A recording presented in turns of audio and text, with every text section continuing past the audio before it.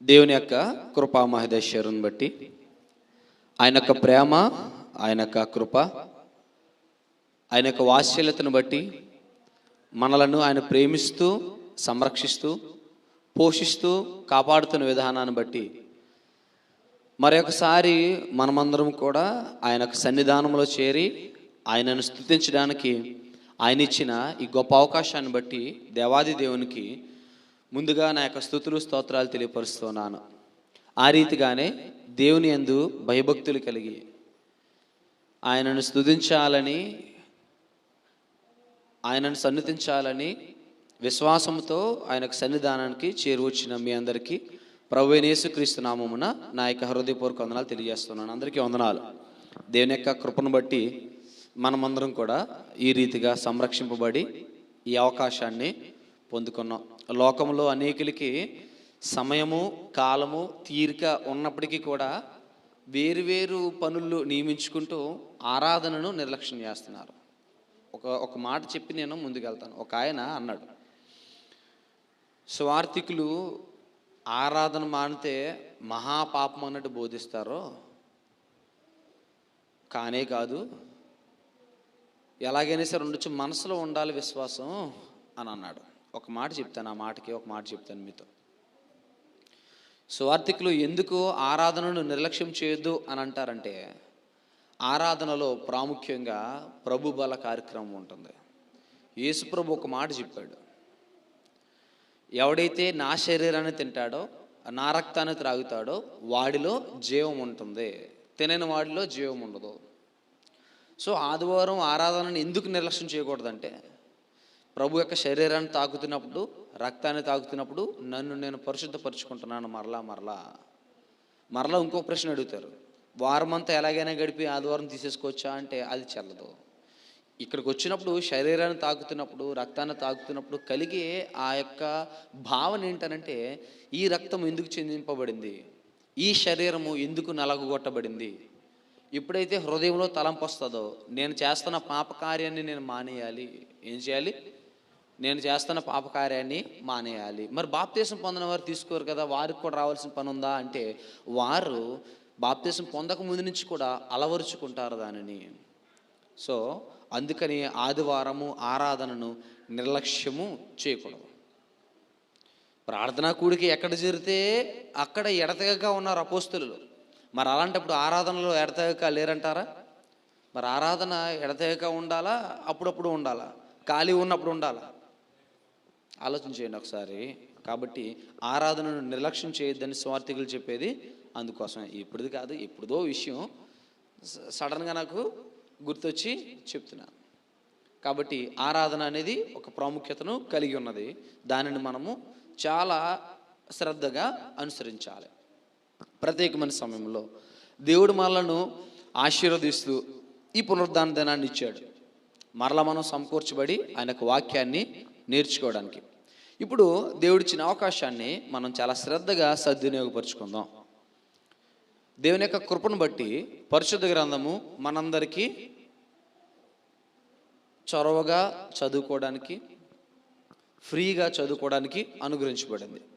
పరిశుద్ధ గ్రంథంలో అనేకమైన విషయాలు, అనేకమైన మర్మాలు ఉన్నాయి. అవన్నీ కూడా అనాది కాలం నుంచి ఇప్పుడు వరకు కూడా మానవునికి సరి అయిన సమాధానాలు ఇవ్వడానికి ఇది సమర్థతను కలిగి ఉన్నది. ఇది ఒక మానవుణ్ణి దేవుని త్రోవలో ఉన్నతమైన వ్యక్తిగా తీర్చిదిద్దడానికి ఉపయోగపడుతుంది. అలాగనే మానవుణ్ణి జ్ఞానవంతుడిగా తయారు చేయడానికి ఉపయోగపడుతుంది. ఇలాంటి బైబిల్ గ్రంథము మనకు బోధిస్తున్న ప్రతి విషయాన్ని మనం ఏం చేయాలంటే చాలా శ్రద్ధగా గమనించాలి. వాక్యంలో ఒక మాట తెలియపరచబడింది, మీకు ఒకానొక సమయం రాబోతుంది, ఆ సమయం ముందు నూనె పోయేవారు దొరకరు. ఎవరు దొరకరు? నూనె పోయేవారు దొరకరు. ఏ సమయము అని అంటే యేసు ప్రభు యొక్క రెండవ రాకడ.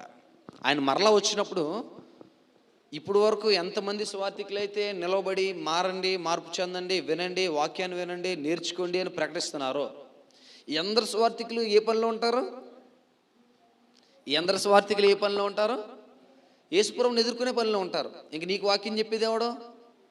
వాక్యాన్ని ఎరక్కపోతే నీకేమీ లేదు. పరలోక రాజ్య ప్రవేశం లేదు.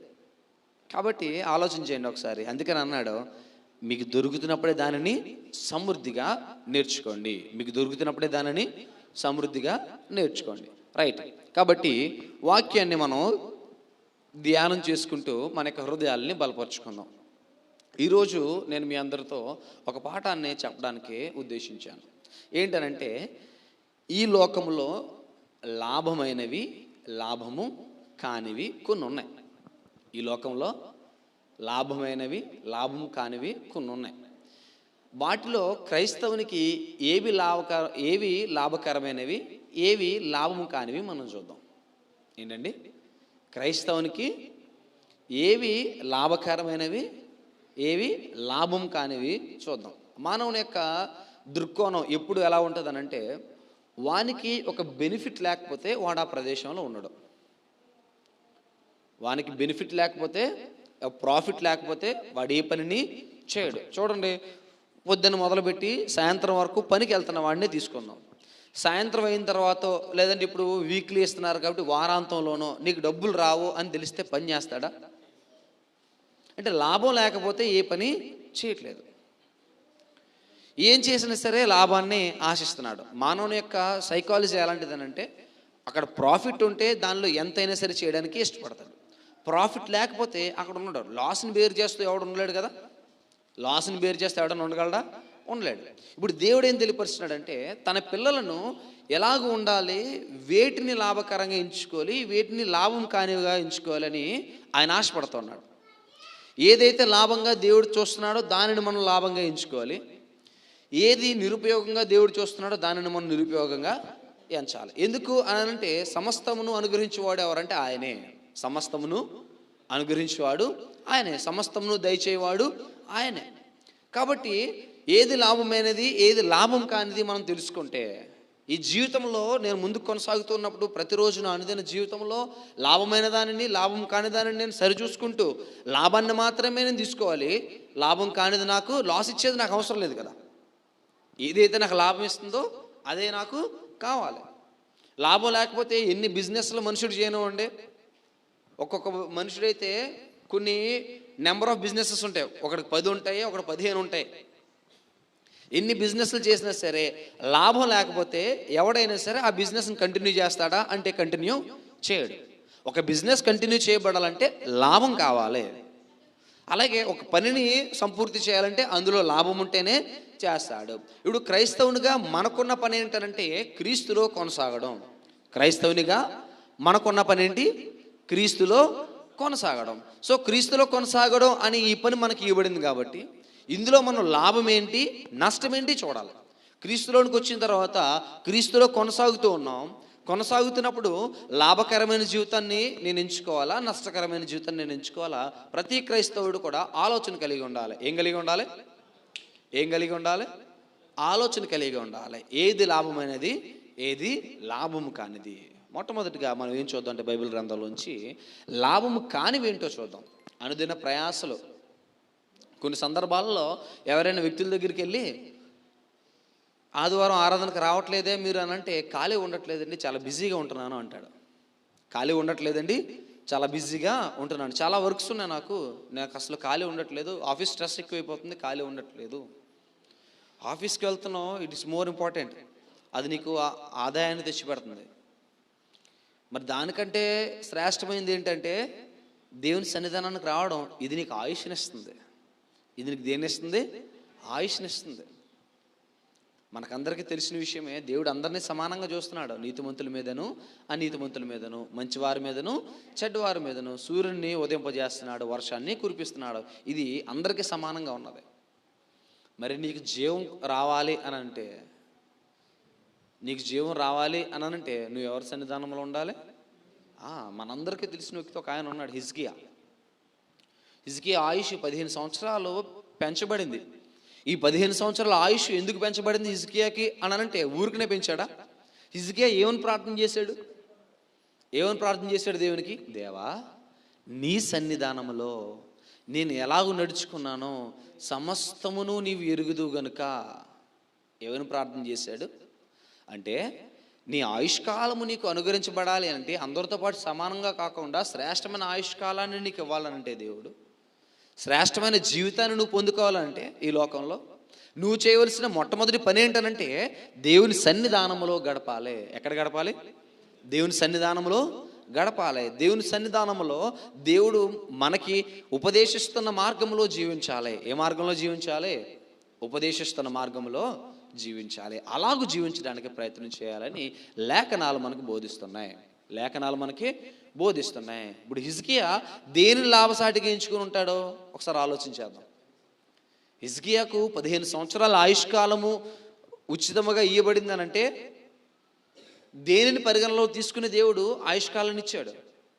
లాభమైనది ఏదో జీవించాడు అక్కడ దేవుని యొక్క సన్నిధానంలో. దేవుడు దేనినైతే లాభసాటిగా ఇచ్చాడో దానిని చేశాడు హిజ్కియా. ఆ పని చేయడం కోసం మనం కూడా ప్రయాసపడాలి. కాబట్టి ఈ రోజున దేవుడు ఇచ్చిన అవకాశాన్ని బట్టి ఏం నేర్చుకుందామంటే లాభము కానివి లాభమైనవి ఏంటో నేర్చుకుందాం. అనేకమైన విషయాలు ఉన్నాయి బైబిల్ గ్రంథంలో. వాటిలో కొన్నిటిని నేర్చుకోవడానికి ప్రయత్నం చేద్దాం. మొత్తం అన్నీ నేర్చుకోవాలంటే సమయం సరిపోదు, మీకు ఓపిక సరిపోదు, మీ ఓపిక సరిపోదు. దేవుని యొక్క కృపను బట్టి మీరు ఎప్పుడైనా గమనించండి, నిలబడి మాట్లాడే వారికి మాట్లాడే కొద్దీ ఏమొస్తుంది? ఊపు వస్తుంది. ఏమొస్తుంది అని మాట్లాడే కొద్దీ మనుషులు కనుక శ్రోతలు ఇంట్రెస్ట్తో వింటూ ఉంటే వారిని చూసి ఇంకా ఎక్కువగా విస్తరించి మాట్లాడాలనిపిస్తుంది. పౌలు గారు కూడా అలాగే మాట్లాడడం మనం చూసాం. యేసు ప్రభు కూడా అలాగే మాట్లాడడం మనం చూసాం బైబిల్ గ్రంథంలో. అంటే జనసమూహం వల్ల ఎప్పుడైతే ఆతృత ఆ యొక్క శ్రద్ధ కనబడిందో ఎక్కువగా మాట్లాడాలనిపిస్తుంది. సో మీరు ఎక్కువగా విన్నారనుకో మాకు ఎక్కువ చెప్పాలనిపిస్తూ ఉంటుంది. మీకు అంత ఓపిక లేదు కాబట్టి మేము ఏం చేస్తామంటే తక్కువగా చెప్పడానికి ప్రయత్నం చేస్తాం. దేవుని యొక్క కృపను బట్టి కొద్ది విషయాలని మనం నేర్చుకుందాం. మొట్టమొదటిగా లాభము కానివి ఏంటో చూద్దాం ఒకసారి. లాభమైనవి లాభం కానివి అని ఉన్నాం. ముందు లాభం కానివి చూసేసాం అనుకోండి, అప్పుడు లాభమైనవి ఎంత గొప్పవో మనకు అర్థమవుతుంది. లాభమైనవి ఎంత గొప్పదో మనకు అర్థమవుతుంది. ఎప్పుడైనా సరే చూడండి, ఎవరైనా సరే ఇప్పుడు ఒక వివాహం జరుగుతుంది అనుకుందాం. ఒక వివాహం జరుగుతున్నప్పుడు సంబంధాన్ని ఏర్పాటు చేసుకుంటున్నప్పుడు ఏమేమి చూస్తారండి? సంబంధాన్ని ఏర్పాటు చేసుకున్నప్పుడు ఏమేమి చూస్తారు? కుటుంబం మంచిదా కాదా, నెక్స్ట్ ఆస్తిపాస్తుల గురించి చూస్తారు, గుణగణాలను చూస్తారు, నెక్స్ట్ ఇంకా ఇంకా అబ్బాయికి అమ్మాయికి నచ్చిందో లేదో చూస్తారు. జనరల్ విషయాలు చెప్తున్నారు. ఇంకా అబ్బాయికి అమ్మాయికి నచ్చితే సరిపోద్ది అనేవారు ఎంతమంది చేస్తండి? అమ్మాయికి అబ్బాయికి నచ్చితే సరిపోతుందా? అమ్మాయికి అబ్బాయికి నచ్చితే సరిపోదు. చాలా చాలా విషయాలు చూసుకోవాలి. అంటే ఆ నెక్స్ట్ వీరిద్దరూ కలిసిన తర్వాత ఫ్యూచర్ ఎలా ఉండబోతుంది చూసుకుంటారు. అక్కడ ప్రాఫిటబుల్గా ఉంటేనే ఫ్యూచర్ ఇక్కడ జరుగుతుంది సంబంధం, లేకపోతే జరగదు. అర్థమైందా మీకు విషయం? అలాగే ఒక బిజినెస్ పెట్టబోతున్నాడు ఒక వ్యక్తి. బిజినెస్ పెట్టబోతున్నప్పుడు ఏమేం చూస్తాడో? లాభ నష్టాలని చూస్తాడు. ఇది పెడుతున్నాను, ఇంత ఇన్వెస్ట్మెంట్ పెడతాను నేను ఫస్ట్ దఫాలో ఇంత ఇన్వెస్ట్మెంట్ పెట్టిన తర్వాత అది జరిగిన తర్వాత అది సక్సెస్ఫుల్ అయితే నాకు ఇంత ప్రాఫిట్ వస్తుంది. రాకపోతే మళ్ళా సెకండ్ సైకిల్లో ఇన్వెస్ట్ చేయడానికి నా దగ్గర ఎంత డబ్బులు ఉండాలి? లాస్ అయితే పరిస్థితి ఏంటి? ఎప్పుడు కూడా పాజిటివ్ కేసులో వెళ్ళకూడదు. పాజిటివ్ నెగిటివ్ రెండూ కావాలి. దానికన్నా ముందు ఎప్పుడు కూడా బిజినెస్ మ్యాన్స్ని అడగని చెప్తారు. నెగిటివ్స్ ఎక్కువ ఆలోచించి పాజిటివ్స్ని ఆలోచిస్తారు. సక్సెస్ఫుల్ బిజినెస్ మ్యాన్ యొక్క లక్షణం ఏంటంటే నెగిటివ్స్ మొత్తం అంతా తెలుసుకుంటాడు, నెగిటివ్స్ గురించి ఆలోచిస్తాడు, నెగిటివ్స్లోంచి పాజిటివ్స్ని తీసుకెళ్తాడు. ఎలాగనంటే ఈ నెగిటివ్ జరిగితే దీనిలో నుంచి ఎలాగ పాజిటివ్గా మారాలి, ఈ లాస్ వస్తే ఈ లాస్లో నుంచి నేను ఎలాగో రికవర్ అవ్వాలి. రికవరీ ఆప్షన్ లేకుండా ఏ సిస్టము ఏ బిజినెస్ కూడా నడవదు. ఆఖరికి కంప్యూటర్ సాఫ్ట్వేర్ అయినా కావచ్చు, మొబైల్ ఫోన్ అయినా కావచ్చు, రికవరీ ఆప్షన్ లేకుండా మాత్రం ముందుకి నడవదు. సో రికవరీ ఆప్షన్స్ ఉన్నాయి, అంటే ప్రాఫిటబుల్ థింగ్స్ ఉన్నాయి, లాసబుల్ థింగ్స్ ఉన్నాయి. వాటిని మనం ఒకసారి చూద్దాం. నష్టమైన దాన్ని ముందు చూద్దాం. ప్రసంగి గ్రంథము, జ్ఞాని అయిన సొలొమోను తనకున్న జ్ఞానం చేత ఆయనను గూర్చి దేవుడు చెప్పిన మాట ఏంటనంటే, సొలొమోనికి ముందు కానీ తర్వాత కానీ అతడంతే జ్ఞానవంతుడు ఇంకెవరును లేరు అని తెలియపరిచాడు. సొలొమోనుకి ముందు కానీ తర్వాత కానీ ఆయన వంటి జ్ఞాని ఎవరూ లేరు. సుసంపన్నమైన జ్ఞానం కలిగిన వ్యక్తి, సుసంపన్నమైన జ్ఞానం కలిగిన వ్యక్తి. చిన్న వయసులోనే ఇశ్రాయేల్ మీద రాజుగా నియమింపబడినప్పుడు, నేను చిన్నవాడను కాబట్టి ఇంత సైన్యాన్ని, ఇంత సమూహాన్ని నేను నడిపించడం కొరకు దేవా నాకు జ్ఞానం కావాలి అని దేవునిని అడిగిన వ్యక్తి. అందుని బట్టి దేవుడు ఏం చేశాడంటే సొలొమోనుకు సంపూర్ణమైన జ్ఞానాన్ని అనుగ్రహించాడు. జ్ఞానం పొందుకున్న తర్వాత మళ్ళా బుద్ధిహీనుడయ్యాడు. బుద్ధిహీనుడైన తర్వాత మరలా జ్ఞానాన్ని తెచ్చుకున్నాడు. మరలా జ్ఞానాన్ని తెచ్చుకున్న తర్వాత రాస్తున్న విషయాలు ఏంటంటే అవి ప్రసంగి గ్రంథం. మరలా జ్ఞానం తెచ్చుకున్న తర్వాత రాస్తున్న విషయము సామెతల్లో కొన్ని విషయాలు, అలాగనే ప్రసంగి గ్రంథం. ఏమంటున్నాడు చూడండి ఒకసారి. ప్రసంగి గ్రంథము 1వ అధ్యాయము 3వ వచనంలో, అసలు 2వ వచనం చూస్తే ఎక్కడి నుంచి మొదలు పెడతాడంటే ఆయన సమస్తము వ్యర్థము. Vanity, everything in the world is vanity. ఏమంటాడు? సమస్తము వ్యర్థము, ఏది కూడా ఉపయోగకరం కాదు అని మొదలు పెడతాడు అనమాట. వ్యర్థము వ్యర్థము వ్యర్థము అని ప్రారంభిస్తాడు. ఇప్పుడు 3వ వచనం చూడండి. సూర్యుని క్రింద నరులు పడుచుండు పాటు అంతటి వలన వారికి కలుగుచున్న లాభమేమి? తరము వెంబడి తరము గతించిపోవుచున్నది. భూమి ఒకటే ఎల్లప్పుడూ నిలుచున్నది. సూర్యుడు ఉదయించును, సూర్యుడు అస్తమించును. తాను ఉదయించు స్థలము మరలా చేరుటకు త్వరపడును. గాలి దక్షిణమునకు పోయి ఉత్తరమునకు తిరుగును. ఇట్లు మరల తిరుగుచు తన సంచార మార్గమున తిరిగి వచ్చును. చాలండి. ఏమంటున్నాడండి? సూర్యుని కింద నరులు పడుచుండు పాటు అంతటి వలన వారికి కలుగుచున్న లాభము ఏమిటి? ఒక ప్రశ్న వేశాడండి. ప్రతిరోజు కూడా మనము బైబిల్ చదువుకున్నారా అని అడిగినప్పుడు ఖాళీ లేదండి అని అంటారు. ఈరోజు ప్రార్థనకు రాలేదే అని అడిగితే ఖాళీ లేదండి అని అంటారు. పలానా చోట మీటింగ్కి రాలేదంటే ఖాళీ లేదండి అని అంటారు. ఆదివారం ఆరాధనకు రాలేదు ఏంటనంటే ఖాళీ లేదండి అని అంటారు. మరి మానవుడికి ఎప్పుడు ఖాళీ ఉంది? ఏ విషయాల్లోనూ ఖాళీ లేవు కదా. మరి ఎప్పుడు ఖాళీ ఉంది? మరి నువ్వు చేస్తున్న పని అంతట్లో ఎన్నో ప్రయాసాలు పడుతున్నావు, ఖాళీ లేకుండా ఇన్ని విషయాలు మిస్ కొట్టేసావు కదా. ఆరాధన మిస్ కొట్టేసావు, ప్రార్థనలు మిస్ కొట్టేసావు, గృహకూడికలు మిస్ కొట్టేసావు, పబ్లిక్ మీటింగ్స్ను మిస్ కొట్టేసావు కదా. అన్ని మిస్ కొట్టేసి నీ సొంత పనులు చేసుకున్నావు కదా. నీకు కలిగిన లాభం ఏంటి అని అడుగుతున్నాడు. ఏమడుగుతున్నాడు? సూర్యుని కింద మనుష్యుడు పడుచుండు పాటు అంతటి వలన వారికి కలుగుచున్న లాభం ఏమిటి? What profit has a man? ఏముంది మనుష్యుడికి, నరునికి సూర్యుని కింద అతను పడుతున్న ప్రయాస అంతటి వలన ఏమి లాభం ఉన్నది? ఒకసారి ఆలోచించండి. అంటే జీవితాన్ని బట్టి ఆలోచన చేస్తున్నప్పుడు క్రైస్తవునిగా నా యొక్క ఆలోచన దృక్కోణం ఎలా ఉండాలంటే, ఈ జీవితము నేను ఎక్కడికి వెళ్ళడానికి సిద్ధపాటు చేసుకునేది అని ఆలోచన చేయాలంటే, నేను పరలోకానికి వెళ్ళడానికి సిద్ధపాటు చేసుకునేది. ఏం చేయడం కోసం? పరలోకానికి వెళ్ళడానికి ఇక్కడ నేను సిద్ధపడుతున్నాను. ఇక్కడ నా జీవితం వలన, ఇక్కడ నేను తెచ్చుకున్న మార్క్స్ వలన, ఇక్కడ నేను తెచ్చుకున్న ఆ యొక్క యోగ్యమైన జీవితం వలన నేను ఎక్కడికి ప్రవేశించబోతున్నాను?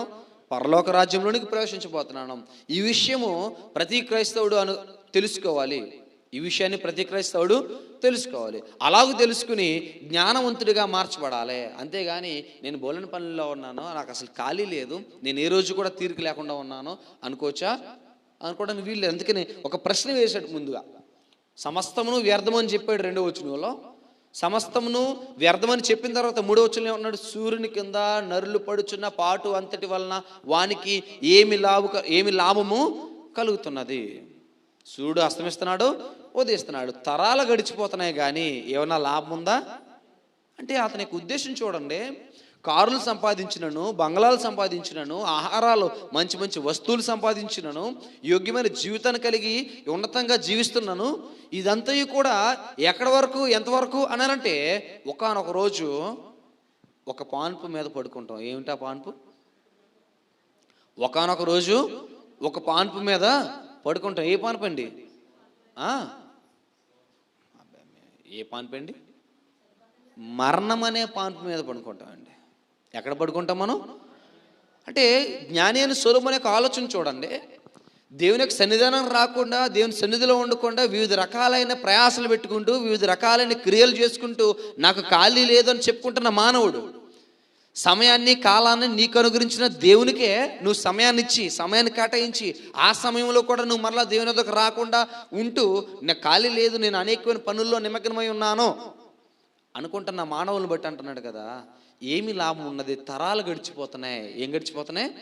తరము వెంబడి తరము గడిచిపోతుంది. సూర్యుడు ఉదయిస్తున్నాడు, అస్తమిస్తున్నాడు, మరలా తాను ఉదయించిన చోటుకు రావడం కోసం ప్రయాసపడుతున్నాడు సూర్యుడు. మరి నువ్వేం ప్రయాసపడుతున్నావు? అంటే రోజులు సునాయాసంగా గడిచిపోతున్నాయి. నీ ప్రయాస ఎక్కడున్నది అని అడుగుతున్నాడు. నీ ప్రయాస ఎక్కడున్నది? నీ ప్రయాస దేని కొరకు ఉన్నది అని అడుగుతున్నాడు. నీ ప్రయాస దేని కొరకు ఉందో ఒకసారి ఆలోచించేయండి. దేని కొరకు ప్రయాసపడుతున్నావు? అది ఉపయోగకరమైందా, వ్యర్థమైందా? ఒకసారి ఆలోచించేయండి. ఒకానొక రోజు ఆ మరణ శైలి మీద ఉన్నప్పుడు పడిపోతావు.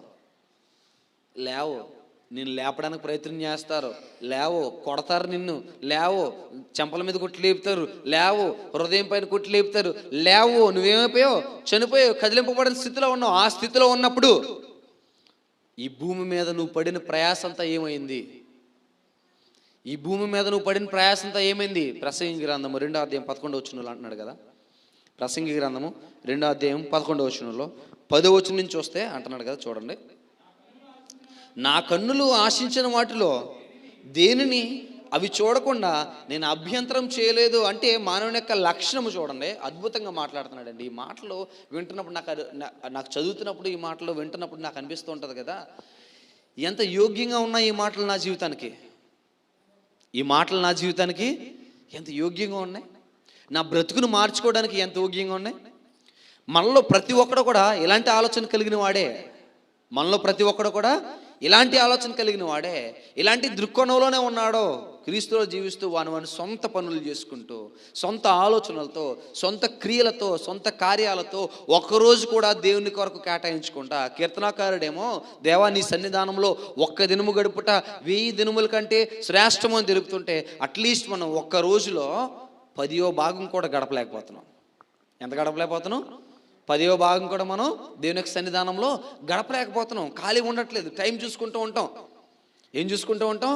టైం చూసుకుంటూ ఉంటాం. దేవుని కొరకు టైం చూసుకుంటూ ఉంటాం, కానీ దేవుడు అన్ని ఆశీర్వాదాలు నీకు ఇచ్చేసేయాలి. దేవునికి ఇవ్వడానికి వెనకాడుతూ ఉంటాం, కానీ దేవుడు అన్ని ఆశీర్వాదాలు నీకు పట్టుకొచ్చి నీ ముందు ఉంచేసేయాలి అంటున్నాడు. చూడండి, ఏది లాభకరమైంది? ఏది లాభకరమైంది? నా జీవితాన్ని బట్టి చూస్తే నా కన్నులు ఆశించిన వాటిలో దేనిని అవి చూడకుండా నేను అభ్యంతరం చేయలేదు. మరియు నా హృదయము నా పనులన్నింటిని బట్టి సంతోషింపగా, సంతోషకరమైనది ఏది అనుభవింపకుండా నేను నా హృదయమును నిర్బంధింపలేదు. ఇదే నా పనులన్నిటి వలన నాకు దొరికిన భాగ్యము. అప్పుడు నేను చేసిన పనులన్నీ, వాటి కొరకే నేను పడిన ప్రయాసమంతయు నేను నిదానించి వివేచింపగా అవన్నీ వ్యర్థమైనవి గాను, ఒకడు గాలికి ప్రయాసపడినట్టుగాను అగుపడెను. సూర్యుని క్రింద లాభకరమైనది ఏదియో లేనట్టు నాకు కనబడెను. ఏంటండి? సూర్యుని కింద లాభకరమైనది ఏదియో నాకు కనబడినట్టు లేదు. ఎందుకు? నా కన్నులు దేనిని చూడాలంటే నేను దాన్ని నిర్బంధించకుండా చూడడానికి ఫ్రీడమ్ ఇచ్చాను. నా హృదయం దేన్ని కోరుకుంటే దానిని నా హృదయానికి ఇవ్వడానికి నేను ఎంత మాత్రమును వెనకాడలేదు. నా హృదయం అంచులు ప్రతిదాన్ని కూడా నెరవేర్చుకుంటూ వచ్చాను. నా హృదయము ఏ ప్రదేశంలోకి వెళ్ళాలనుకుంటే ఆ ప్రదేశానికి నేను వెళ్ళిపోయాను. నా హృదయంలో ఏదైనా విషయాన్ని గురించి ఆలోచన వస్తే ఆ విషయాన్ని నా జీవితంలో కలిగి ఉండడానికి నేను ప్రయాస కలిగి ఉన్నాను. నా కన్నులు దేన్ని చూడాలన్నా సరే, ఈరోజు చూడండి, వ్యర్థమైనవి ఎన్నో చూస్తున్నాం. వ్యర్థమైనవి ఎన్నో చూస్తున్నాం, కానీ ఏం చేయలేకపోతున్నాం?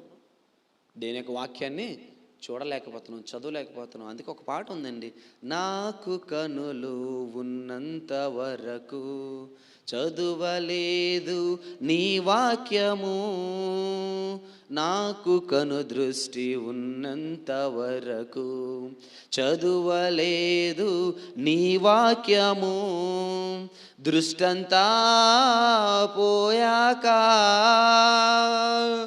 దృష్టంతా పోయాక చదువాలని ఉంది నీ వాక్యము, చదువాలని ఉంది నీ వాక్యము, వినిపించుచున్నది కేకనాకు, ఒక కేకనాకు, హృదయారణ్యములోనే కృంగిన సమయములో. ఎప్పుడంట? ఎప్పుడు వినిపిస్తుంది? ఆ మాటే చెప్తున్నాడండి. ఎప్పుడు అంటున్నాడండి సొలొమోను గారు? ఎప్పుడు చెప్తున్నాడు? ఇదిగో నీ యొక్క హృదయారణ్యములో నువ్వు కృంగిన సమయంలో అప్పుడు అనిపిస్తుంది, నాకు పలానా విషయం కావాలి, నా జీవితంలో పలానా కార్యం జరగాలి, నేను దేవునికి సన్నిధానంలో ఉండాలి, నేను దేవుని ఆరాధించాలి, దేవుని స్తుతించాలి, దేవుని యొక్క వాక్యం చదవాలి. ఎప్పుడు అనిపిస్తుంది? ఫుల్గా ఎంజాయ్ చేసిన తర్వాత. కానీ ఈయన ఏమంటున్నాడు చూడండి, ఏది లాభమైనది ఏది లాభం కానిది చెప్తున్నాడు చూడండి. నీ కనుదృష్టి నువ్వు అడ్డు చెప్పకుండా ఎన్నో చూస్తున్నావు, నీ చేతులు ఆ పని చేయకుండా ఎన్నో చేస్తున్నావు, నువ్వు ఆపట్లేదు. నువ్వు ఆ పని చేయకుండా ఆ చేతులు నువ్వు ఆపట్లేదు, నీ కన్నులో చూడకుండా ఆ కన్నులు నువ్వు ఆపట్లేదు, నీ హృదయంలో వస్తున్న ఆలోచనలు నువ్వు ఆపట్లేదు. వాటిని సఫలీకృతం చేసుకోవడం కొరకు, వాటిని పొందుకోవడం కొరకు అనేకమైన ప్రయాసాలు కలిగి ఉంటున్నావు. ఇవన్నీ సూర్యుని కింద ఏమై ఉన్నవి? వ్యర్థమై ఉన్నవి, వ్యానిటీ. నాకు లాభంగా కనబడలే. ఎలా కనబడలేదు? నాకు లాభంగా కనబడలేదు. ఆలోచించండి. ఈ రోజున మనలో అనేక మంది కన్నులు చూడకుండా దీన్ని ఆపట్లేదు, చేతులు వెళ్లకుండా దీన్ని ఆపట్లేదు, చెవులు వినకుండా దీన్ని ఆపట్లేదు, హృదయ ఆలోచనలను భద్రం చేసుకోవట్లేదు. మనం హృదయ ఆలోచనలు భద్రం చేసుకోవట్లేదు. ఉన్నది ఒకటే లైఫ్. ఏమంటున్నాం మరలా? ఉన్నది ఒకటే లైఫ్. ఇప్పుడు కాకపోతే ఎప్పుడు ఎంజాయ్ చేస్తాను, ఇప్పుడు కాకపోతే ఎప్పుడు ఎంజాయ్ చేస్తాను, ఎప్పుడు చూస్తాను, ఎప్పుడు తిరుగుతాను, ఎప్పుడు వెళ్తాను. ఒకనొక సమయం వస్తుంది, అప్పుడు ఏమవుతుంది? వినిపించుచున్నది కేకనాకు. అప్పుడు వినిపిస్తుంది. అసలైనది వినిపిస్తుంది. ఏంటది? అసలైనది ఒకటి వినిపిస్తుంది. ఏంటండి? కడబూర శబ్దం వినిపిస్తుంది, అసలైనది. అప్పుడు అనిపిస్తుంది, కడబూర మ్రోగేటి వేళ మేఘాలు నిన్ను మోయు వేళ. అప్పుడు తెలుస్తుంది. ఏం తెలుస్తుంది? పరలోక వరుడా, ఓ గొర్రె పిల్ల, నీ వద్దకు నన్ను ఎత్తుమని అడిగితే నువ్వెవరో నాకు తెలియదు పో అంటాడు. అంటాడా? మరి ఆలోచించేయండి. లాభమైనది నేను తీసుకోవాలా, లాభం కానిది నేను తీసుకోవాలా? లాభమైన దానికోసం నేను ప్రయాసపడాలా, లాభం కాని దానికోసం నేను ప్రయాసపడాలా? ఆలోచించేయండి. లాభమైన దానికోసం నేను ప్రయాసపడాలి. ఏం చేయాలండి? నా హృదయ వాంఛలు నేను కంట్రోల్ చేసుకోగలగాలి. ఉన్నది ఒకటే లైఫ్. నా హృదయం కోరుకుంటుంది, నేను దాన్ని ఫుల్ఫిల్ చేసుకోవాలి అని దానికోసం ప్రయాసపడుతున్నావు, పరిగెత్తుతున్నావు అనుకో, అది నీకు వ్యర్థము అంటున్నాడు. అది నీకు వ్యర్థము. ఈ రోజున చాలామంది ఉన్నారు, హృదయంలో వచ్చే తలంపులను బట్టి, మనసులో వచ్చే తలంపులను బట్టి వారికి కావాల్సిన దాన్ని, వారికి హృదయం కోరుకున్న దానిని నెరవేర్చుకోవడం కోసం అనేకమైన ప్రయత్నాలు చేస్తున్న వారు ఈ రోజున లోకంలో ఉన్నారు. అనేకమైన ప్రయత్నాలు చేస్తున్న వారు ఉన్నారు, విరివిగా పోరాడుతున్న వారు ఉన్నారు వాటి కోసం, వాటిని వారి యొక్క జీవితాలలో నెరవేర్చుకోవడం కోసం. దేవుడు అంటున్నాడు కదా, వద్దు. దేవుడు ఏమంటున్నాడు? వద్దు. అది నీకు లాభం కాదు. జ్ఞాని అయిన సొలొమోను ద్వారా సొలొమోనుకి జ్ఞానాన్ని రప్పించి నీకు నాకు బోధింపజేశాడు. ఏమని బోధింపజేశాడు? జ్ఞానాన్ని తెచ్చుకో. ఏం తెచ్చుకోవాలి? జ్ఞానాన్ని తెచ్చుకో. సూర్యుని కింద నువ్వు పడుతున్న ప్రతి ప్రయాస వ్యర్థమైనది. మీరు అనొచ్చు, మరి మా కుటుంబాన్ని మేము పోషించుకోవద్దా, మా పిల్లలను, మా భార్యలను, మా భర్తలను మేము పోషించుకోవద్దా అని మీరు అంటున్నాడు కదా. సమస్తమును వ్యర్థమే, సమస్తమును వ్యర్థమే. వారి కొరకు జీవించడానికి దేవుడు నీకు సమృద్ధిగా అనుగ్రహిస్తున్నాడు. ఆ సమృద్ధిలో నువ్వు సంతోషంగా ఉండు, ఆ సమృద్ధిలో నీవు సంతోషంగా ఉండు. అది దేవుడు చెప్తున్న మాట. ప్రసంగి గ్రంథంలోనే 3వ అధ్యాయము 9వ వచనంలో,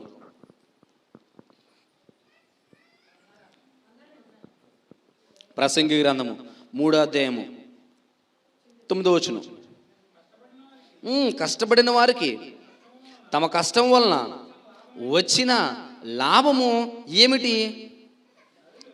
చాలండి. కష్టపడిన వారికి వారు కష్టపడిన పనుల వల్ల వచ్చిన లాభం ఏంటి? రోజుకు 1000 రూపాయలు తెచ్చుకోను, 2000 రూపాయలు తెచ్చుకో. రోజుకి తెచ్చుకున్నదే ఎక్కడ పెడుతున్నావు? మరలా దాస్తున్నావేమో, లేదా కుటుంబం వరకు పోషిస్తున్నావేమో, కుటుంబాన్ని పోషణకు వాడుతున్నావేమో, అదంతా ఖర్చు అయిపోయింది. నీకు కలిగిన లాభం ఏంటి? ఏమడుగుతున్నాడండి? నీకు కలిగిన లాభం ఏంటి అంటే నువ్వు దేని కొరకైతే ప్రయాసపడుతున్నావో వాటి వలన నీకు కలిగిన లాభం ఏంటి ఆలోచన చేయండి. 2వ అధ్యాయం 18వ వచనంలో సూర్యుని క్రింద నేను ప్రయాసపడి చేసిన పనులన్నింటినీ నా తరువాత వచ్చే వారికి నేను విడిచిపెట్టవలసినని తెలిసి కొని నేను వాటి యందు అసహ్యపడితిని. ఏమంటున్నాడండి అక్కడ? ఏమన్నాడు? కష్టపడిన వారికి తమ కష్టం వలన వచ్చిన లాభం ఏంటి? సూర్యుని కింద నేను పడే ప్రతి ప్రయాస వలన నేను ఎవరికి విడిచిపెట్టాలి? చూడండి ఒకసారి, రోజు ఉదయాన్నే 8 గంటలకు వెళ్ళిపోతాడు, మరలా సాయంత్రం 8 గంటలకి వస్తాడు. ఈరోజు ఈ కాలంలో ఏం చేస్తున్నాడంటే వివిధ రకాల పనులు చేస్తున్నాడు. వివిధ రకాల పనులు చేసి వివిధ రకాలైన సంపాదించిన తర్వాత ఒక్కరోజు ఒక్క క్షణం కూడా తీరిక లేకుండా సంపాదించిన తర్వాత వీడు ఎంజాయ్ చేయడు. ఎవరు ఎంజాయ్ చేయడు? మీరు ఎప్పుడైనా గమనించండి, సంపాదించినోడికి రూపాయి విలువ తెలిసి రూపాయి ఖర్చు పెట్టలేడు. సంపాదించినోడు ఖర్చు పెట్టలేడండి. ఎవరు ఖర్చు పెడతాడు? వెనకాల వచ్చినోడు ఖర్చు పెడతాడు. అందుకని అంటున్నాడు కదా, నేను కష్టపడి సంపాదించి దాచిన సంపద అంతా కూడా నేను అనుభవించను అని తెలిసినప్పుడు నేను ఎందుకోసం ప్రయాసపడాలి? అర్థమైందా? మీకు అర్థం కాలేదా? ఆలోచించండి. దేనికోసం ప్రయాసపడుతున్నాను నేను? ఎవరి కోసం ప్రయాసపడుతున్నాను నేను?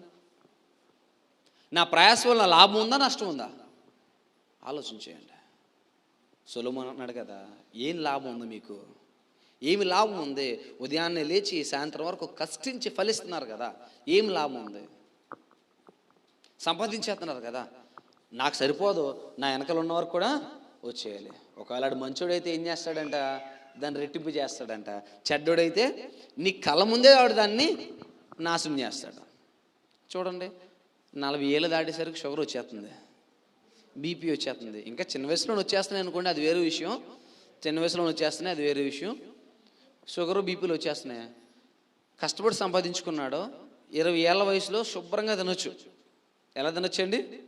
20 ఏళ్ళ వయసులో శుభ్రంగా తినొచ్చు. ఎంత తిన్నా సరే ఏం రాదు? ఎంత తిన్నా సరే ఏం రాదు? అనారోగ్యం రాదు, ఒళ్ళు రాదు, షుగర్ రాదు, బీపీ రాదు. ఎంతైనా సరే తినేచ్చు. 20 నుంచి 40 వరకు ఎంతైనా సరే తినొచ్చు. ఈ సమయంలో కష్టపడుతూ పనులు చేసుకుంటూ ఈ చేస్తూ సంపాదించాడు. 40 ఏళ్ళు దాటేసరికి షుగర్ వచ్చింది. నెమ్మదిగా అక్కడ కొంచెం తింటూ ఉన్నాడు. 50 ఏళ్ళు వచ్చేసరికి శుభ్రంగా కూర్చున్నాడు కింద. 50 ఏళ్ళు వచ్చేసరికి శుభ్రంగా కూర్చున్నాడు. శుభ్రంగా కూర్చున్న వెంటనే కళ్ళ ముందు ఎవరు కనబడుతున్నాడు? కొడుకో మనవడో కనబడుతున్నాడు. ఏం చేస్తున్నాడు?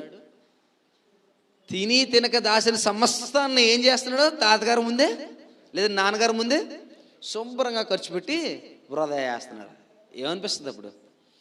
ఏమనిపిస్తుంది? ఒకసారి చూడండి, ఒకసారి ఆలోచించండి. ఒకసారి అదే చెప్తున్నాడండి ఈయన, ఎంత జ్ఞానవంతంగా మాట్లాడుతున్నాడు చూడండి. ఒకసారి మీరు ఎంతో ప్రయాసపడుతున్నారో, ఎంతో కావాలనుకుంటున్నారో, అది సమస్తం అనుకుంటున్నారు. మీరు దాని కొరకే మీ యొక్క సమయానంతటిని, మీ కాలానంతటిని, మీ యొక్క సామర్థ్యానంతటిని వృధా చేసుకుంటున్నారు కదా, ఖర్చు పెడుతున్నారు కదా.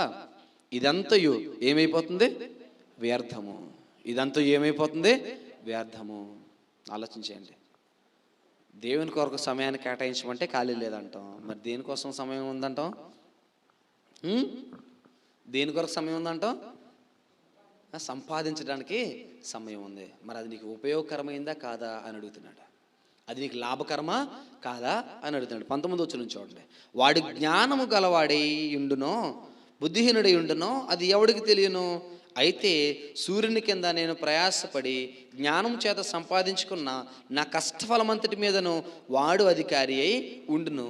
ఇదియును వ్యర్థమే. నేను సంపాదించిన దాని మీద నేను అధికారిగా ఉండలేకపోతున్నప్పుడు నా సంపాదన ఎందుకోసం? ఏమండి, అవునా? నేను సంపాదించిన దాని మీద నేను అధికారం చేయకపోతే నా సంపాదన దేనికోసం అని అడుగుతున్నాడు. ఇది కూడా వ్యర్థమే. ఆడు మంచివాడై ఉంటాడో చెడ్డవాడై ఉంటాడో తెలియదు. మంచివాడైతే మంచిగానే దాన్ని ఉపయోగిస్తాడో, చెడ్డవాడైతే దేనికోసం ఉపయోగిస్తాడో కూడా తెలియదు. అప్పనంగా వచ్చిన డబ్బు అంట అప్పనంగానే పోద్దంట. అప్పనంగా వచ్చిన డబ్బు అప్పనంగానే పోద్ది. ఎందుకని? ఆడి కష్టం విలువ తెలియలేదు, ఆడు సరిగా దాన్ని ఖర్చు పెట్టలేడు. సో నువ్వు ఇంత దాచిపెట్టావు, ఏం ఉపయోగం ఉంది దానివల్ల? ఏం ఉపయోగం ఉంది దానివల్ల? వాడికి అహంకారమే వస్తుంది తప్ప ఏం రావట్లేదు, వినయం రావట్లేదు. ఇది కూడా వ్యర్థమే అని అన్నాడు. ఏమన్నాడు? నువ్వు కష్టించి ఫలించి సంపాదించిన సంపద వలన నీ తర్వాతి తరం వారికి గర్వం వస్తుంది తప్ప వినయము రావట్లేదు. కాబట్టి ఇది కూడా వ్యర్థమే. ఎంత ప్రయాసపడిపోతున్నావు, ఎంత ప్రయాసపడిపోతున్నావు. పొద్దున్న వెళ్ళిపోతాడమ్మా, రాత్రి ఎప్పుడో వస్తాడు. దేనికోసం? దేనికోసం? పొద్దున్న వెళ్ళిపోయాడమ్మా ప్రార్థనకి, రాత్రి ఎప్పుడో వచ్చాడు అనే తల్లిదండ్రులు కానీ భార్యలు కానీ ఎంతమంది ఉన్నారు? తల్లిదండ్రులు కానీ భార్యలు కానీ ఎంతమంది ఉన్నారు? ఉదయాన్నే వెళ్ళిపోయాడమ్మా ప్రార్థనకి, రాత్రి 8 గంటలకు వస్తున్నాడు, కష్టపడి వస్తున్నాడు అనేవారు ఎంతమంది ఉన్నారండి? ఎంతమంది ఉన్నారు? ఒక్కరు కూడా లేరు. అర్థమవుతుందా? మాయదారి ప్రార్థన ఎందుకు వెళ్ళిపోతున్నావు అత్తమాటికి? ఏం ప్రార్థన? మాయదారి ప్రార్థన ఎందుకు వెళ్ళిపోతున్నావు అత్తమాటికి? నీ పెళ్ళం బిడ్డలు లేరా? ఎవరంటారు ఈ మాట? అత్తగారు అంటారు. ఎవరిని? అల్లుడి గారిని. అత్తగారు ఆ కూతురు కోసం అండి, కొడుకు కోసం కోడలను అందండి. అర్థమవుతుందా? కూతురు కోసం ఉంటుంది అల్లుడిని. ఏమని? మాయదారి ప్రార్థనకి వెళ్ళిపోతున్నాం అంటుంది. అది పనికి వెళ్ళి రమ్మనండి. అమ్మో అల్లుడి గారు పనికి వెళ్ళొస్తున్నారు. ఎక్కడికి వెళ్ళొస్తున్నారు అల్లుడి గారు? కానీ సొలొమోను గారు ఏమంటున్నారు? దాన్ని వ్యర్థము అంటున్నారు. ఎందుకు వ్యర్థం అన్నారంటే, ఎందుకో మీ ప్రయాస మీ కొరకు కానప్పుడు మీకు కావాల్సిన దాన్ని బట్టి మీరు సంపాదించుకోండి. మీరు తినడం కోసం, మీరు ఉండడం కోసం మీరు సంపాదించుకోండి. మితిమీరిన దానికోసం ప్రయాసపడద్దు, అది కూడా వ్యర్థమే అంటున్నాడు. ప్రసంగి గ్రంథంలో 5వ అధ్యాయము 13వ వచనంలో, ప్రసంగి గ్రంథము 5వ అధ్యాయము 13వ వచనం.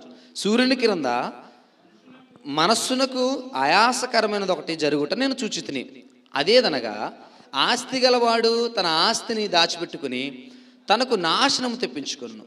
అయితే ఆ ఆస్తి దురదృష్టం వలన నశించిపోను. అతడు పుత్రుడు గలవాడైనను అతని చేతిలో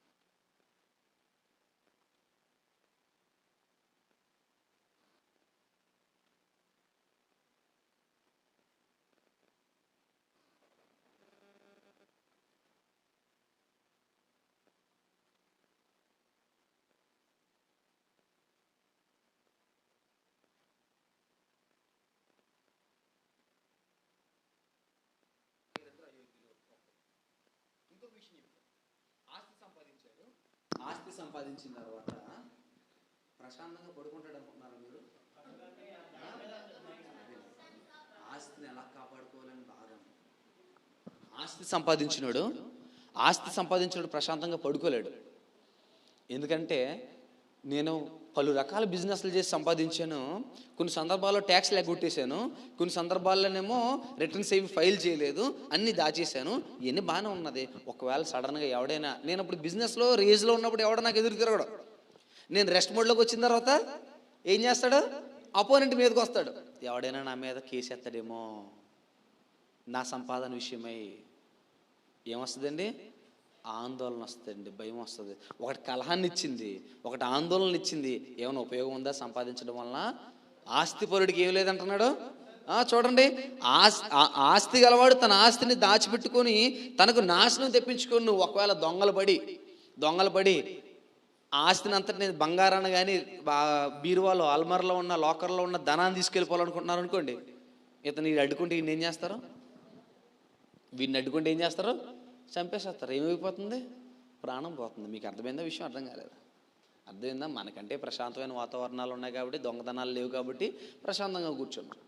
దొంగతనాలు ఉంటే అప్పుడేంటి పరిస్థితి? ఆలోచించాను ఒకసారి. ఏమంటున్నాడు? ఆస్తి గలవాడు తన ఆస్తిని దాచిపెట్టుకుని తనకు నాశనం తెప్పించుకును, అయితే ఆ ఆస్తి దురదృష్టము వలన నశించిపోవును. అతడు పుత్రులు గలవాడేనను అతని చేతిలో ఏమీయో లేకపోవును. వాడు ఏ ప్రకారముగా తల్లి గర్భంలో నుండి వచ్చానో ఆ ప్రకారముగానే తాను వచ్చినట్లే దిగంబరిగానే మరలా పోవును. ఇది నిజమండి. ఎలా పోతాడో? మనం అంటే మన వాళ్ళ మీద ప్రేమతోటి కొత్త బట్టలు కట్టి పంపిస్తాం. కానీ వాడికి తెలుసా ఏ బట్టలు కడుతున్నామో ఏం చేస్తున్నామో తెలుసా? తెలియదు. ఆలోచించండి ఒకసారి. ఎలా పోతాడు? తల్లి గర్భం నుంచి ఎలాగొచ్చాడో అలాగే పోతాడు. ఏమున్నది లాభం? ఏమున్నది లాభం? ఏమీ లేదు లాభం. ఏమనుందా లాభం? ఏమీ లేదండి లాభం. వృధా. ఎంత ప్రయాసపడినా నేను చెప్తున్నాను, ఒకానొక రోజు మనందరం ఎక్కడికి వెళ్ళవలసిన వాళ్ళే? ఆ బెడ్ మీదకి వెళ్ళవలసిన వాడమే. ఆ బెడ్ను చూడకుండా ఉన్న నరుడు ఎవడు అంటున్నాడు. మరణం చూడకుండా బ్రతుకు నరుడు ఎవరు లేరు. కాబట్టి ఎంత ప్రయాసపడుతున్నామో అది లాభమైనదా నష్టమైనదా? లాభం కాదు అని చెప్తున్నాడు. ఏమని చెప్తున్నాడు? ఇది నీకు లాభము కాదు. 17 వచనం చూడండి. 16లో అతడు వచ్చిన ప్రకారముగానే మరల పోవును. గాలికి ప్రయాసపడి సంపాదించిన దాని వలన వానికి లాభమేమి? ఇదియు మనస్సునకు ఆయాసకరమైనదే. ఆ దినములన్నీ అతడు చీకటిలో భోజనం చేయును. అతడికి వ్యాకులమును రోగమును అసహ్యమును. తన దినములన్నీ ఎక్కడ ఉంటాడండి? చీకటిలో భోజనం చేస్తాడు. అతనికి ఏం కలుగుతుంది? వ్యాకులం కలుగుతుంది, రోగం కలుగుతుంది, అసహ్యము కలుగుతుంది. ఆలోచించండి ఒకసారి. మరి ఏది లాభమైందండి? ఒకానొక రోజు రాబోతుంది. ఆ రోజున ఒకవేళ ఇదే ఎక్కువ, నాకు ఇదే ఉన్నతమైనది, ఇదే ఉత్తమమైనది అనుకుంటే, ఆ రోజున నేను ఎక్కడ వేయబడుతున్నానంటే చీకట్లో వేయబడుతున్నాను, అంధకారంలో వేయబడుతున్నాను. అగ్ని ఆరదు, పురుగు చావదు, వ్యాకులత పడుతుంది. అయ్యో, నేను బ్రతికిన రోజుల్లో దేవుని కనీసము ఎరగలేకపోతేనే, దేవుని సన్నిధానానికి కనీసము నాకు అనేకమైన రోజులు ఖాళీ ఉన్నప్పటికీ కూడా నేను ఖాళీ లేదని వంకలు పెట్టుకుంటూ దేవుని సన్నిధానానికి వెళ్ళలేకపోయానే. వ్యర్థమైన కార్యాలు చేసుకుంటూ, వ్యర్థమైన ఆలోచనలతో, వ్యర్థమైన పనులతో వ్యర్థమైన రోజులు గడిపేశానే అన్నప్పుడు వ్యాకులు పడతామంట. ఎప్పుడు పడతామండి? అంధకారంలో పడవేయబడిన తర్వాత, చీకటిలో పడవేయబడిన తర్వాత, చీకటి బిలములో పడవేయబడిన తర్వాత అప్పుడు బాధపడతాం. మరి ఆ బాధకి ఏదైనా ఉపయోగం ఉందా అంటే లేదు. ఏమన్నా ఉపయోగం లేదు అని అంటున్నాడు. మరి దేనికోసం ప్రయాసపడాలి?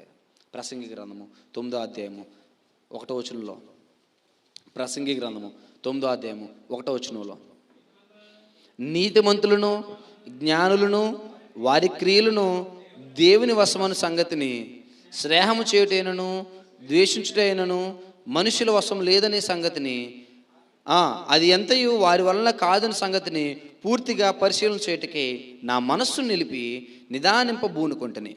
సంభవించినవి అన్నీ అందరికీ ఏకరీతిగానే సంభవించును. నీతిమంతులకును దుష్టులకును, మంచివారికి పవిత్రులకును అపవిత్రులకును, బలు అర్పించే వారికి బలు అర్పింపని వారికి గతి ఒక్కటే. మంచివారికి ఎలాగునో పాపాత్ములకును అలాగుననే తటస్థించును. ఒట్టు పెట్టుకుని వారికి ఎలాగునో ఒట్టుకు భయపడి వారికి అలాగుననే జరుగును. అందరికీ ఒకటే గతి సంభవించును. సూర్యుని క్రింద జరుగు వాటన్నిటిలో ఇది బహు దుఃఖకరము మరియు నరుల హృదయము చెడుతనంతో నిండి ఉన్నది. వారు బ్రతుకు కాలమంతయు వారి హృదయమందు వెర్రితనం ఉండును. తరువాత వారు మృతుల యొద్దకు పోదురు. ఇదిను దుఃఖకరము. బ్రతికి ఉండి వారితో కలిసి మెలిసి ఉన్న వారికి ఆశ కలదు. చచ్చిన సింహము కంటే బ్రతికి ఉన్న కుక్క మేలు కదా. బ్రతికిండి వారు తాము చత్తురని ఎరుగుదురు, అయితే చచ్చిన వారు ఏమియు ఎరుగరు. వారి పేరు మరుబడి ఉన్నది, వారికిక ఏ లాభము కలుగదు. ఏమంటున్నాడండి? ఏమంటున్నాడు? ఈ మాట చూడండి. నీతిమంతులకి అనీతిమంతులకి, మంచి జరిగించే వారికి చెడు చేయవారికి అందరికీ ఏం రాబోతుంది? ఏం రాబోతుంది? మరణం రాబోతుంది. ఏం రాబోతుంది? మరణము రాబోతుంది. కాబట్టి ఒక విషయాన్ని తెలుసుకోండి. నీతిమంతులు జరిగించే క్రియలు, జ్ఞానులు జరిగించే క్రియలు ఎవరి వశాన్ని లేవు? ఎవరి వశాన్ని లేవు? మనుషులకు వశంలో లేవు. మరి ఎవరి వశంలో ఉన్నాయి? దేవుని వశంలో ఉన్నవి. ఎవరి వశంలో ఉన్నవి? దేవుని వశంలో ఉన్నవి.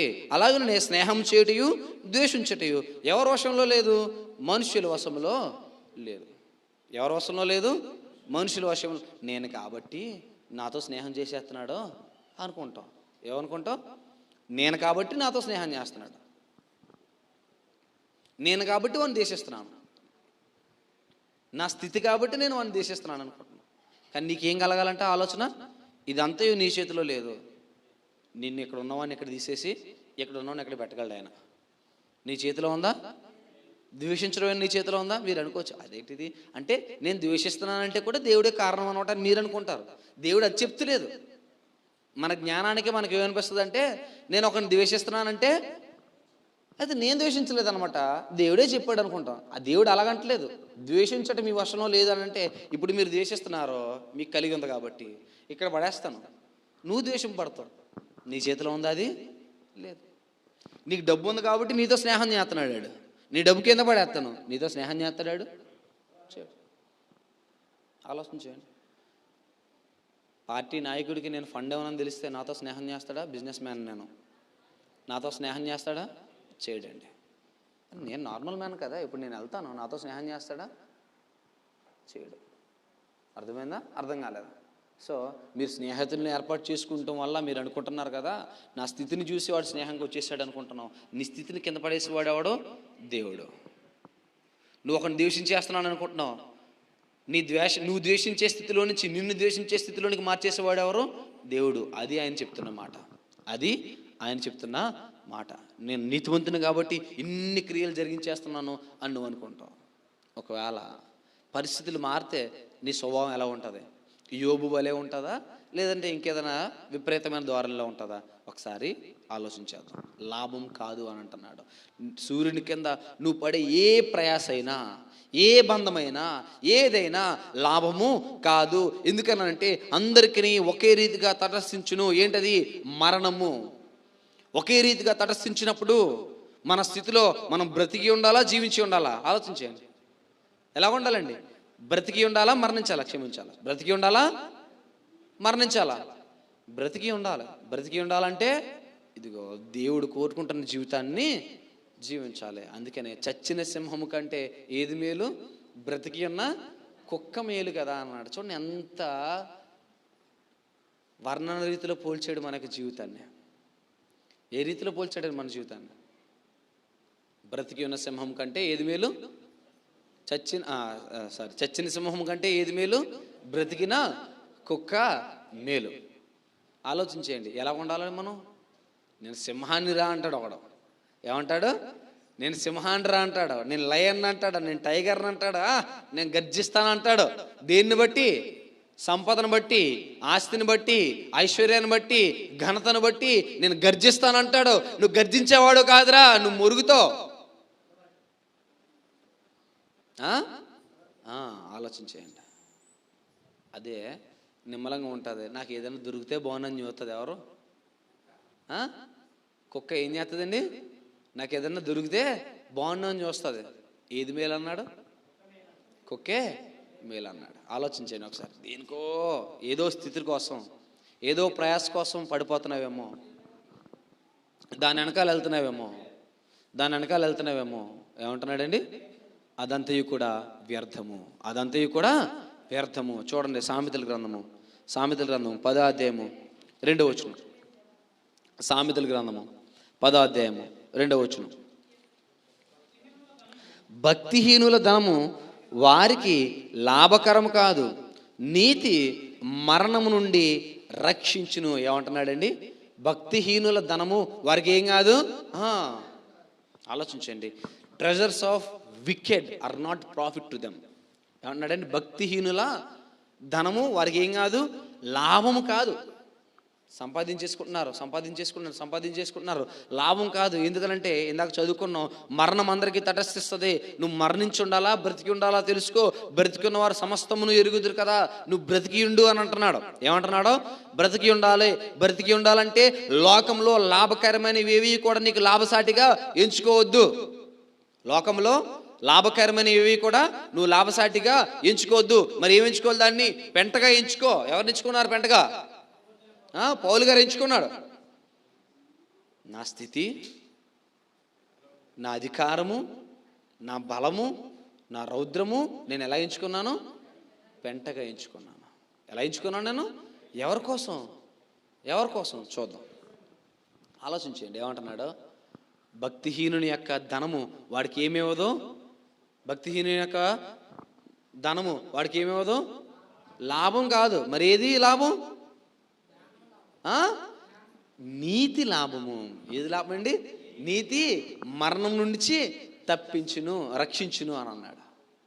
నీతి ఏం చేస్తుంది? మరణం నుంచి రక్షిస్తుంది. నీతి కలిగి ఉండాలి. ఎలా కలిగి ఉండాలి సార్? నీతి కలిగి ఉండాలి. నీతి కలిగి ఉండడం కోసం ప్రయాసపడాలి. యాకోబు రాసిన పత్రిక 4వ అధ్యాయము 13వ వచనంలో, యాకోబు రాసిన పత్రిక 4వ అధ్యాయం 13వ వచనం, నేడైనను రేపైనను ఒకానొక పట్టణమునకు వెళ్ళి అక్కడ 1 సంవత్సరం ఉండి వ్యాపారం చేసి లాభం సంపాదించము రండి అని చెప్పుకొని వారలారా, రేపేమి సంభవించునో మీకు తెలియదు. మీ జీవమే పాటిది. మీరు కొంతసేపు కనబడి అంతలో మాయమైపోవు ఆవిరి వంటి వారే. ఏమంటున్నాడండి? మీరు కొంతసేపు కనబడి, ఆలోచించండి ఒకసారి. నేడైనను రేపైనను ఒక పట్టణం వెళ్ళిపోదాం, అక్కడ బిజినెస్ చేసుకుందాం.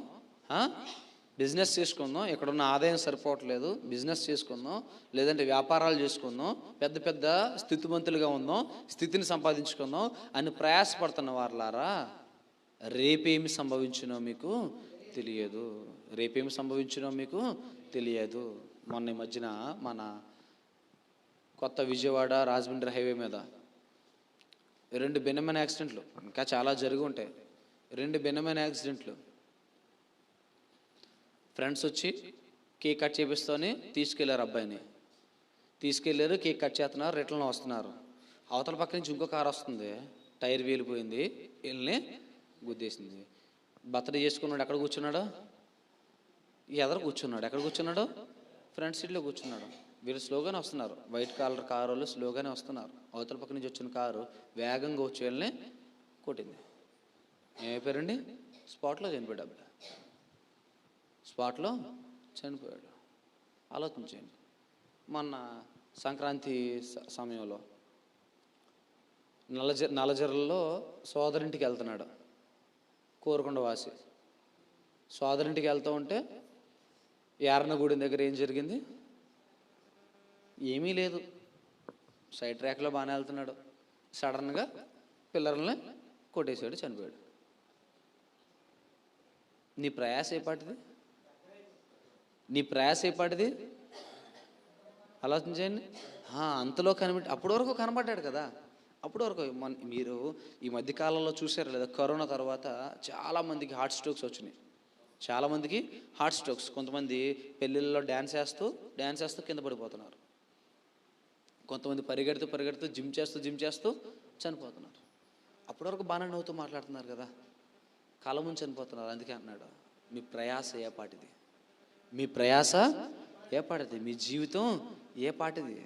ఒక పాట ఉంది, జీవితం ఏ పాటిది, నీ జీవితం ఏ పాటిది, ఇంతలోనే కనబడి అంతలోనే మాయమయ్యే ఆవిరి వంటిది నీ జీవితము. ఏ పాటిదండి మన జీవితం? ఏ పాటిది? ఆ పాట చాలా బాగుంటుంది, మీరు వినండి. వినండి, చాలా అర్థం ఉంది. భూరాజులు ఎంతోమంది ఉన్నారు, రాజ్యాలు నీళ్ళు వాళ్ళు ఉన్నారు. ఉన్న పాటున ప్రాణం పోయితే రాజ్యం ఏమైపోయింది? బంధాల కోసం ప్రయాసపడుతున్న వారు అనేక మంది ఉన్నారు. ఉన్న పాటన నీ ప్రాణం పోతే నీ బంధాలు ఏమైపోయినాయి? స్థితుల కోసం, ఆస్తుల కోసం ప్రయాసపడుతున్న వారు అనేక మంది ఉన్నారు. ఉన్న పాటును నీ ప్రాణం పోతే అవన్నీ ఏమైపోతున్నాయి? వెర్రివాడా, ఈ రాత్రికే నీ ప్రాణాన్ని అడుగుతున్నాను, ఏమైపోతావు నువ్వు? ఏది లాభం మనకి? ఏది లాభం మనకి? ఏది లాభంగా ఎంచుకుంటున్నాం మనం? ఏది లాభంగా ఎంచుకుంటున్నాం? ఈ లోక ప్రయాసను లాభంగా ఎంచుకుంటున్నామా? ఈ లోక ఆస్తిపాస్తులను లాభంగా ఎంచుకుంటున్నామా? ఈ లోక జీవితాన్ని లాభంగా ఎంచుకుంటున్నామా? ఒక్కసారి ఆలోచించేయండి. నీ ప్రయాస వ్యర్థమైపోవునేమో. నీ ప్రయాస వ్యర్థమైపోనేమో. ఇంతలో పుట్టి అంతలో పోతుంది ప్రాణం. ఎప్పుడు పోతుందో తెలియదు నీ ప్రాణం. ఒకవేళ మన ప్రియులైన వారు చనిపోతూ ఉంటే ఆ వేదనతోనూ ఆ బాధతోనూ మనం ఇంకనూ కూడా తేరుకోలేని పరిస్థితిలో ఉంటాం. ఏంటి మన యొక్క ప్రయాస ఈ లోకంలో? ఏది మన ప్రయాస ఈ లోకంలో? దేని కొరకు వెంపర్లాడుతున్నాం? దేని కొరకు ప్రయాసపడిపోతున్నాం? దేని కొరకు పరుగులెడుతున్నాం? ఏదో నాకు కావాలని, ఏదో స్థితి కావాలని. దేనికోసం ప్రయాసపడుతున్నాం? దేనికోసం పరుగులెడుతున్నాం? ఒకవేళ ఈ రాత్రికే దేవుడు నీ ప్రాణం అడిగితే నీ ప్రయాస ఏమైపోవును? ఏమైపోద్దండి? వ్యర్థమైపోద్దా? వ్యర్థమైపోద్దండి. ఉన్న పాటును దేవుడు నీ ప్రాణం అడిగితే భార్య పిల్లలను ఏమీ చేస్తావు? ఏం చేస్తావు? ఏం చేస్తావు? ఉన్న పాటును అడుగుతాడు, ఏం చేయగలవా? మరి ఏది లాభమైనది? దేన్ని లాభంగా ఎంచుకుంటున్నాను నేను? దేని కొరకు ప్రయాసపడుతున్నాను? దేవుని విడిచిపెట్టి, దేవుని సన్నిధానాన్ని విడిచిపెట్టి, దేవుని మార్గాన్ని విడిచిపెట్టి, దేవుని యొక్క వాక్యాన్ని విడిచిపెట్టి, ఆయనకు దగ్గరగా ఉండే పరిస్థితులను విడిచిపెట్టి, లోకంలో నాకు నచ్చిన దానికోసం, లోకంలో నాకు కావలసిన దానికోసం, నా స్థితుల కోసం, నా యొక్క భోగభాగ్యాల కోసం నేను పరుగులెడుతున్నానా? అరులు తీరుతున్నానా? దేనికోసం నా ప్రయాస? లాభమైనదా నా ప్రయాస? వ్యర్థమైనదా? ఏది నా ప్రయాస? ఏది నా ప్రయాస? నేను కాబట్టి బంధాలను ఏర్పాటు చేసుకుంటున్నావు అనుకుంటున్నావేమో. ఈ రాత్రికే నువ్వు చచ్చిపోతే నీ బంధాలు ఏమైపోతాయి? ఈ రాత్రికే నువ్వు చచ్చిపోతే నీ బంధాలు ఏమైపోతాయి? ఆలోచించండి. అందుకనే నీ బంధము ఎవరితో ఉంచుకోవాలి? దేవునితో ఉంచుకోవాలి. లాభం కాదు. ఈ లోకంలో నువ్వు ఎన్ని ప్రయాసలు పడినా సరే అవి లాభము కాదు. ఎన్ని ప్రయాసలు పడినా సరే అవేం కాదు, లాభము కాదు. ఏవో అనుకుంటున్నాను, నేను ఏదో సంపాదించేస్తున్నాను అనుకుంటున్నాను. చాలామంది ప్రశ్నించేవారు ఉన్నారు, నేను ఎన్ని సంపాదించుకున్నాను, బాగానే ఉన్నాను కదా అని. ది బెస్ట్ ఎగ్జాంపుల్ నేను ఎప్పుడు చెప్తూ ఉంటాను. అపర కోటీశ్వరులు కరోనా వచ్చి చనిపోయారు. వారిని వారు బ్రతికించుకోలేకపోయారు. ఎలాగండి? వారిని వారు దేవుడు ప్రాణం అడిగితే నీ ప్రయాస ఏ పాటిది? దేవుడు ప్రాణం అడిగితే నీ ప్రయాస ఏ పాటిది? నేను ఇప్పటికీ చాలాసార్లు అనుకుంటానండి. అనేకమైన పాటలు పాడాడు ఎస్పి బాలసుబ్రహ్మణ్యం గారు. అనేకమైన పాటలు, చలనచిత్ర పాటలే కాదు, దేవుని పాటలు అనేకమైన పాడాడు. కానీ ఆయన అంగీకరించే స్థితిలో లేడు. పాటలు పాడడం వరకే. అలాగని ద్వేషించలేదు ఆయన. యేసుప్రభు కోసం ఒకసారి అడిగితే చాలా ఉన్నతంగా మాట్లాడాడు, ద్వేషించలేదు, కానీ అంగీకరించలేదు అంతే. అంత పేరు సంపాదించుకున్నాడు. ఏమైంది? మరణం వచ్చింది. మరణం వచ్చింది. ఇప్పటికీ ఆయన పాటలు వింటున్నప్పుడు గ్రేస్ వాయిస్ అనిపిస్తుంది. ఏమనిపిస్తుంది అండి? Grace voice. అద్భుతమైన పాటలు, అద్భుతమైన స్వరమాలిక. ఆయన యొక్క స్వరము చాలా అద్భుతంగా ఉంటుంది, మనల్ని మైమరిపింపజేస్తుంది ఆ పాటలో. అంత అద్భుతంగా పాడాడు ఆయన. కానీ ఏమైందండి? తన యొక్క ప్రాణాన్ని బ్రతికించుకోలేకపోయాడు. మరి మన పరిస్థితి ఏంటి? వారంటే లోకంలో ఉన్నవారు క్రీస్తుని పూర్తిగా ఎరగలేదు. మరి క్రీస్తుని సంపూర్ణంగా ఎరిగిన మన పరిస్థితి ఏది? ఏది లాభంగా ఎంచుకుంటున్నాం మనం? ఏది లాభంగా ఎంచుకుంటున్నాం? ఈ లోక ప్రయాస, ఈ లోక జీవితం, ఈ లోక ధనము నేను లాభంగా ఎంచుకుంటున్నానా, లేదంటే క్రీస్తు కొరకు జీవించడం లాభంగా ఎంచుకుంటున్నానా? ఒకసారి ఆలోచించండి. ఏది ప్రయాసగా ఎంచుకుంటున్నాను? ఏది లాభంగా ఎంచుకుంటున్నాను? ఏంటండి? క్రీస్తు కొరకు ప్రయాసపడ్డాం. నేను చెప్తున్నాను, దూర ప్రాంతాల నుంచి ఎవరైతే మన దగ్గరికి వచ్చి ఆరాధన పాల్గొంటున్నారో వాళ్ళందరికీ మరొకసారి వందనాలు. ఎందుకు చెప్పనా? ఎందుకు? వాక్యం వినాలి. ఏం వినాలి? వాక్యం వినాలి. దూర ప్రాంతాల నుంచి వస్తున్నారు, అది సంతోషకరం. ఎందుకనంటే క్రీస్తులో ఏది ఏమైనప్పటికీ కూడా నేను నిజము నుంచి బయటికి వెళ్ళిపోకూడదు. నిజం నుంచి నేను బయటికి. మీరందరూ కూడా ఐథియోపియుడైన నపుంసకుడి కోసం మనందరూ ఎలా చదువుకుంటున్నామో మీ గురించి జీవగ్రంథంలో అలా రాయబడుతుంది. మీ గురించి జీవగ్రంథంలో అలాగ రాయబడుతుంది. ఎందుకంటే మీరు ప్రయాసపడి వస్తున్నారు. ఎలా వస్తున్నారు? మీరు ప్రయాసపడి వస్తున్నారు. దేనికోసం? వాక్యాన్ని వినడం కోసం. దేనికోసం? కీర్తన గ్రంథము 19వ కీర్తన 11వ చరణంలో, కీర్తన గ్రంథము 19వ కీర్తన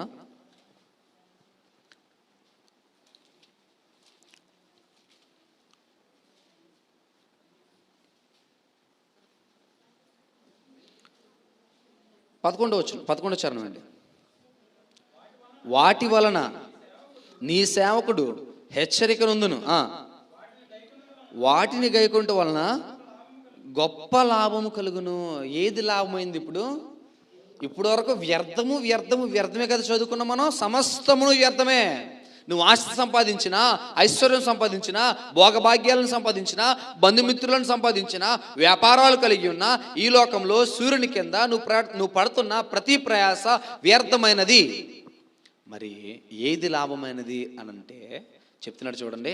వాటి వలన నీ సేవకుడు హెచ్చరిక నొందును. వేటి వలన పైన 7వ చరణం చూడండి. వేటి వలన చెప్తున్నాడు. వేటి వలన? 7వ చరణం అన్నాను. యెహోవా నియమించిన ధర్మశాస్త్రము యథార్థమైనది, అది ప్రాణమును తెప్పరిలజేయును. యెహోవా శాసనము నమ్మదగినది, అది బుద్ధిహీనులకు జ్ఞానము పుట్టించును. అంటే చాలండి. ఏమంటున్నాడు? యెహోవా ధర్మశాస్త్రము ఏమైనది? యథార్థమైనది. యెహోవా ధర్మశాస్త్రం ఎలాంటిది? యథార్థమైనది. ఎవడైతే వాటిని నేర్చుకుంటాడో, వాటిని వింటాడో, వాడు హెచ్చరిక నొందును. ఏం పొందుతాడు?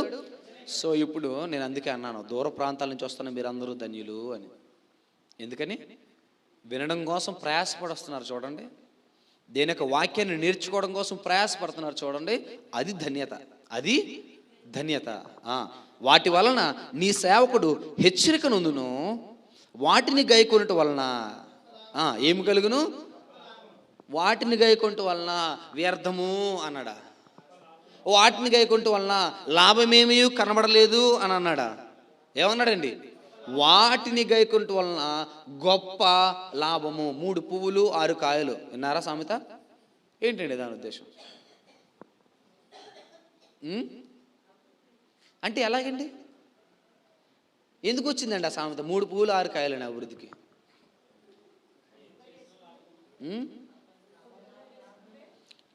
ఒక పువ్వుకి ఒక పండే వస్తుందండి.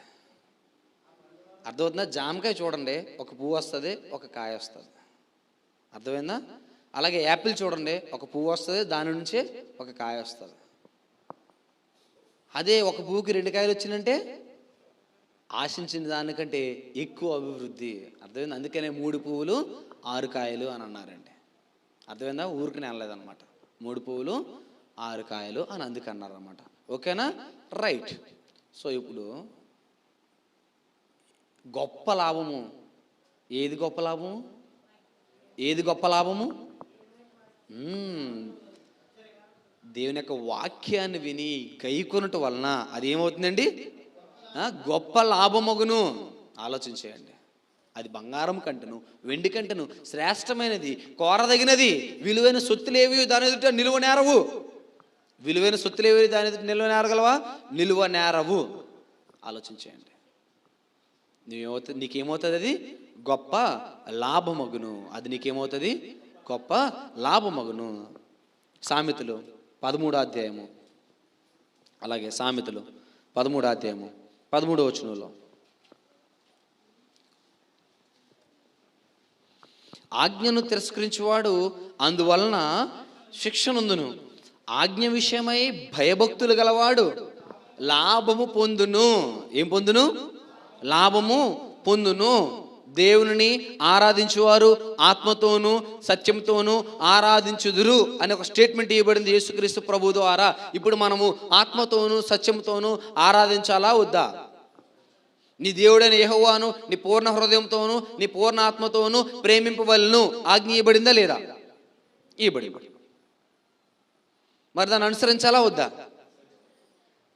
అనుసరించాలంటే ఎక్కడ ఉండాలి? దేవుని సన్నిధానంలో ఉండాలి. మరి నేను ఎక్కడ ఉంటున్నాను? లోకంలో ఉంటున్నాను. లోకంలో ఉంటే లాభమా? లోకంలో ఉంటే నష్టము. మరి ఏది లాభము? ఆజ్ఞ విషయమై భయభక్తులు కలిగిన వాడికి ఏం కలుగుతుంది? లాభం కలుగుతుంది. సో మీకు లాభం కలగాలంటే ఏది లాభము? ఆజ్ఞల విషయమై భయభక్తులు కలిగి ఉండడం, అంటే వాక్యం విషయమై, ధర్మశాస్త్రం విషయమై నువ్వేం కలిగి ఉండాలి? భయభక్తులు కలిగి ఉండాలి. నేను మరలా చెప్తున్నాను, నీతి సూత్రాలు ఎప్పటికీ అంతరించిపోలేదు. ధర్మశాస్త్రము కొట్టివేయబడింది. ఇప్పుడు ధర్మశాస్త్రం యొక్క కాలంలో, ధర్మశాస్త్రం యొక్క నియమావళిలో మనము లేము. కానీ ఏమి నిలిచి ఉన్నాయంటే ధర్మశాస్త్రములోని నీతి సూత్రాలు ఎప్పటికీ నిలిచి ఉన్నాయి. వాటికంటే శ్రేష్టమైనవి ఇయ్యబడ్డాయి. అర్థమైందా? అర్థం కాలేదా? అర్థమైంది. సో ఆజ్ఞల విషయమే మనం ఏం కలిగి ఉండాలి? భయభక్తులు కలిగి ఉండాలి. అది మనకు లాభము. అది మనకు లాభము. అంతే తప్ప లోకం విషయంలో అయ్య బాబోయ్ 9 అయిపోయింది, 9కి కనుక నేను ఆఫీస్కి వెళ్ళకపోతే ఈరోజు నాకు ఏమైపోద్ది? శాలరీ కట్ అయిపోద్ది. భయపడుతూ పరిగెడుతూ వెళ్తున్నాం కదా. వెళ్తున్నామా లేదా?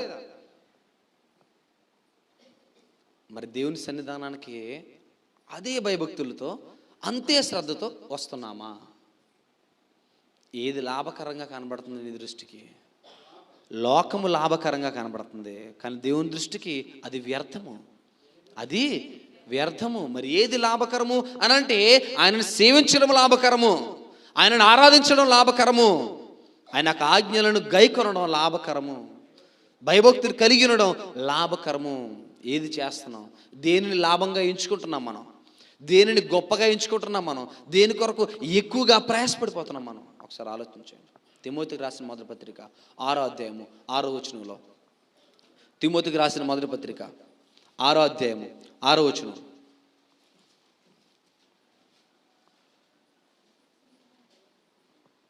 సంతుష్టి సహితమైన దైవభక్తి గొప్ప ఏమన్నాడండి?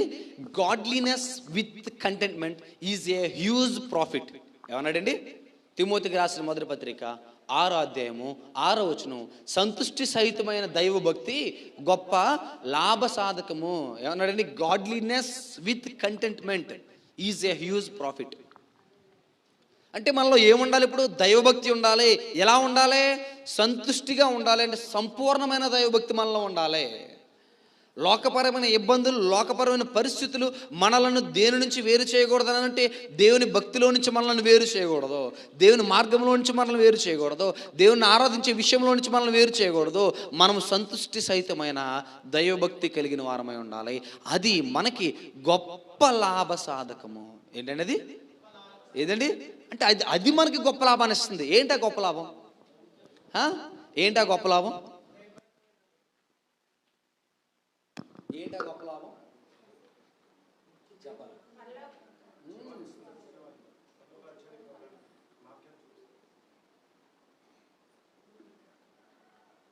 ఏంటి గొప్ప లాభం?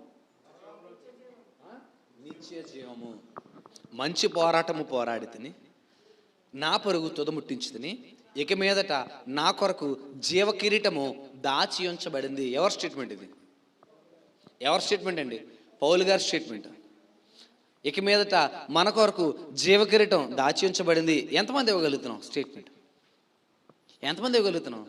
ఎవరు చచ్చిపోయినా సరే ఒకటే కొటేషన్ వేస్తాం, యెహోవా భక్తుల మరణము ఆయనకి ఆనందకరము.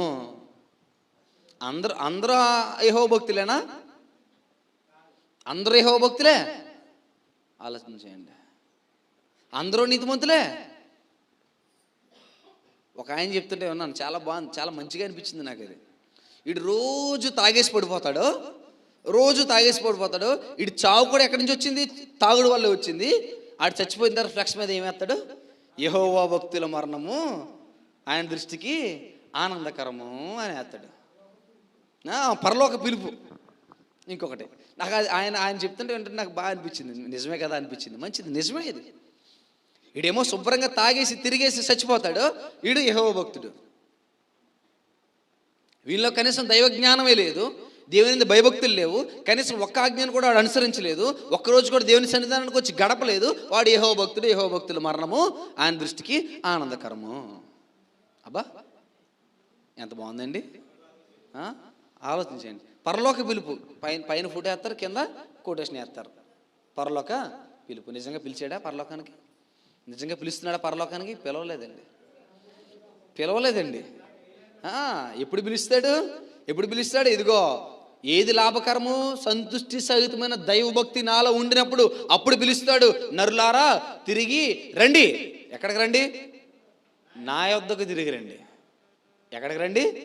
నా యొద్దకు తిరిగి రండి అని అప్పుడు పిలుస్తాడు. ఆయనను విశ్వసించడం అంటే, ఆయనను నమ్మడం అంటే ఇలా అనుకోవడం కాదండి. ఇలా అనుకోవడం కాదండి. మరి ఎలా అనుకోవడం? హృదయపూర్వకంగా. నేను ఒకసారి చెప్పాను మీతో, యేసు ప్రభును ఇక్కడ కనుపరచాలి. మనం ఎలా కనుపరచాలి? నా మాట ద్వారా, నా ప్రవర్తన ద్వారా, నా క్రియ ద్వారా, నా యొక్క వ్యక్తిత్వం ద్వారా, నా ఆలోచనల ద్వారా నేను ఎవరిని కనుపరచాలి?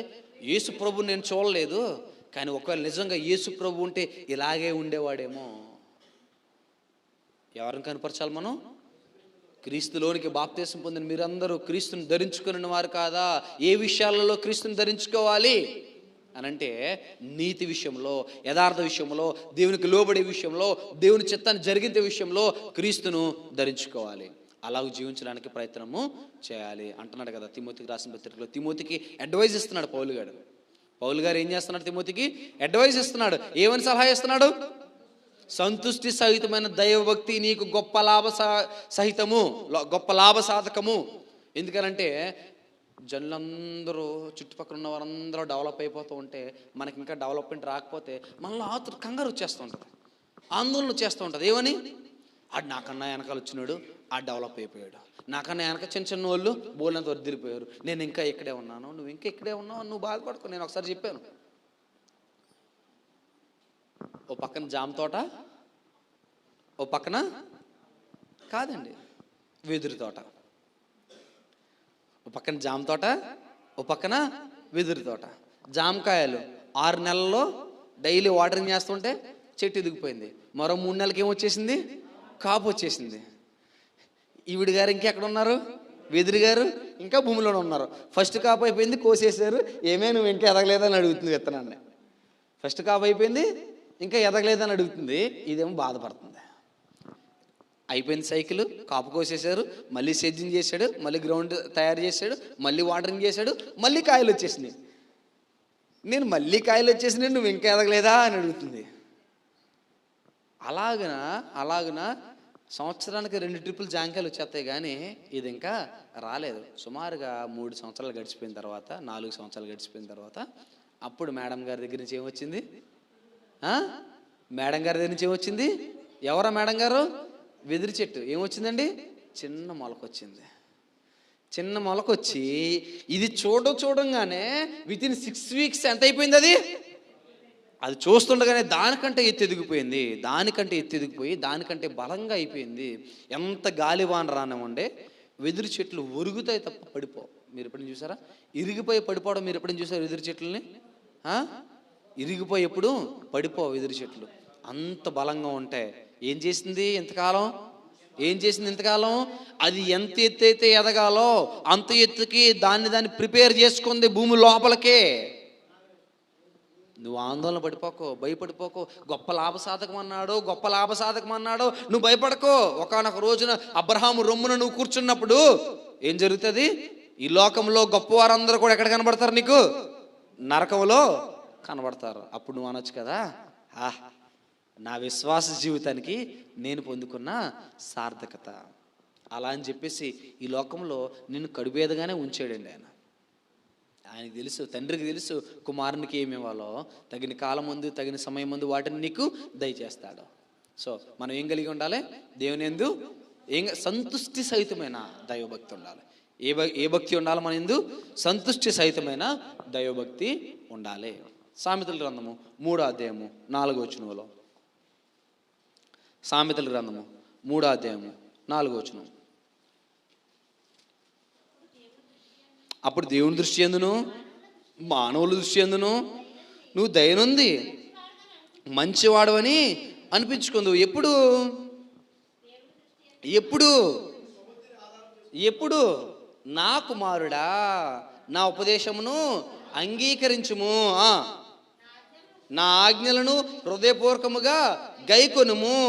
అవి దీర్ఘాయువును సుఖజీవముతో గడుచు సంవత్సరములను శాంతిని నీకు కలుగు చేయను. దయను సత్యమును ఎన్నడను విడిచిపోనీయకము. వాటిని ఎలాగ ధరించుకొనుము?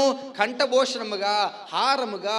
ఫంక్షన్స్కి వెళ్ళినప్పుడు లేటెస్ట్ హారాన్ని, ఒకవేళ డైమండ్ కట్ హారాన్ని నువ్వు వేసుకుని ఫంక్షన్కి వెళ్తే ఇలా దాచుకుంటావా కొంగుతోటి? ఏం చేస్తామండి? ఏం చేస్తాం? ఆలోచించండి ఒకసారి. ఆ హారం అందరికీ కనబడేటట్టుగా తల పైకెత్తి ఏం చేస్తాం? తల పైకెత్తి అప్పటి వరకు ఎవరిని పలకరించిన మనం ఏం చేస్తూ ఉంటాం? అందరినీ పలకరిస్తాం. ఏం చేయడం కోసం? నీ మెల్ల ఉన్న హారం కనబడాలని చెప్పేసి అందరికీ అంటున్నాడు కదా. దయను సత్యమును ఎన్నడను నిన్ను విడిచిపోనీయకము. దానిని కంఠభూషణముగా ధరించుకొనుము. ఎక్స్పోజ్ చేయదాన్ని. దేన్ని? దయను సత్యమును ఎక్స్పోజ్ చేయి. ఎలాగైతే నీ యొక్క ఆర్నమెంట్ నువ్వు ఎక్స్పోజ్ చేస్తున్నావో అలాగున దీనిని ఎక్స్పోజ్ చేయి. నీలో దయ ఉండాలి, సత్యం ఉండాలి. అవి నీకేం చేస్తాయి? సుఖజీవంతో గడుచు సంవత్సరములు నీకు ఇస్తాయి, శాంతిని నీకు అనుగ్రహిస్తాయి. నరులు ఎదుట నువ్వేమనిపించుకుంటావు? మంచివాడవు అనిపించుకుంటావు. ఏమనిపించుకుంటావు నువ్వు? తద్వారా నీకేమొస్తుంది? దేవుని దయ వస్తున్నది. తద్వారా నీకేమొస్తుంది? దేవుని దయ వస్తుంది. సామెతల గ్రంథము 9వ అధ్యాయము 12వ వచనంలో, సామెతల గ్రంథము 9వ అధ్యాయము 12వ వచనంలో, నీవు జ్ఞానివైన ఎడల నీ జ్ఞానము నీకే లాభకరమగును. నీవు అపహసించిన ఎడల దానిని నీవే భరించవలను అన్నాడు. ఏమన్నాడండి? నువ్వు జ్ఞానివైన వాళ్ళ ఆ జ్ఞానము నీకే లాభకరము. మరి ఆ జ్ఞానం ఎక్కడి నుంచి వస్తుంది? 10వ వచనం చదవండి. ఆ జ్ఞానం ఎక్కడి నుంచి వస్తుందో చెప్తాను. 10వ వచనం. యెహోవా యందు భయభక్తులు కలిగి ఉండుటయే జ్ఞానమునకు మూలము. ఏమన్నాడు? యెహోవా యందు భయభక్తులు కలిగి ఉండుటయే జ్ఞానమునకు మూలము. అంటే నీకు జ్ఞానం రావాలంటే ఎవరెందు భయభక్తులు కలిగి ఉండాలి? యెహోవా యందు భయభక్తులు కలిగి ఉంటే నీకు జ్ఞానం వస్తుంది. ఆ జ్ఞానము నీకే ఏమవుతుంది? లాభకరము. ఒకరు నువ్వు అపహసించావు అనుకో, యెహోవా యందు భయభక్తులు కలిగి ఉంటే జ్ఞానం ఏంటి పిచ్చోడు అని అన్నావు అనుకో. నువ్వు అపహసించినడలా దానిని నీవే భరింపబలను. ఏం చేయాలి? నువ్వు అపహసిస్తే దానిని నీవే భరించాలి. సో నేను అపహసించాలా?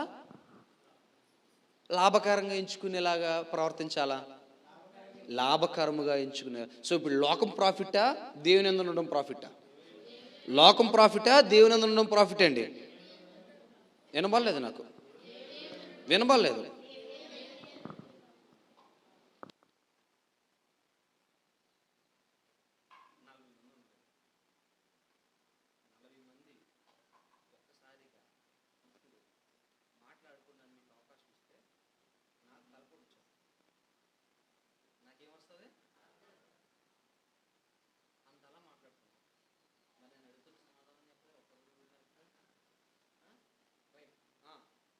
సో ఇప్పుడు దేవుని యందు ఉండడం లాభసాటియా కాదా? దేవుని యందు ఉండడం లాభసాటియా కాదా? సో ఇప్పుడు లోకమందు ఉండాలా, దేవుని యందు ఉండాలా? లోకమందు ఉండాలా, దేవుని యందు ఉండాలా? దేవుని యందు భయభక్తులు కలిగి ఉండాలా, లోకమందు భయభక్తులు కలిగి ఉండాలా? ఇప్పుడు నాకు రాజేష్ చెప్తాడు, వెంకటేష్ చెప్తాడు, చింటూ చెప్తాడు, స్మైల్ చెప్తాడు. ఏమేమి చెప్తారంటే దేవుని యందు ఉండాలా వద్దా? దేవుని యందు ఉండడం అంటే,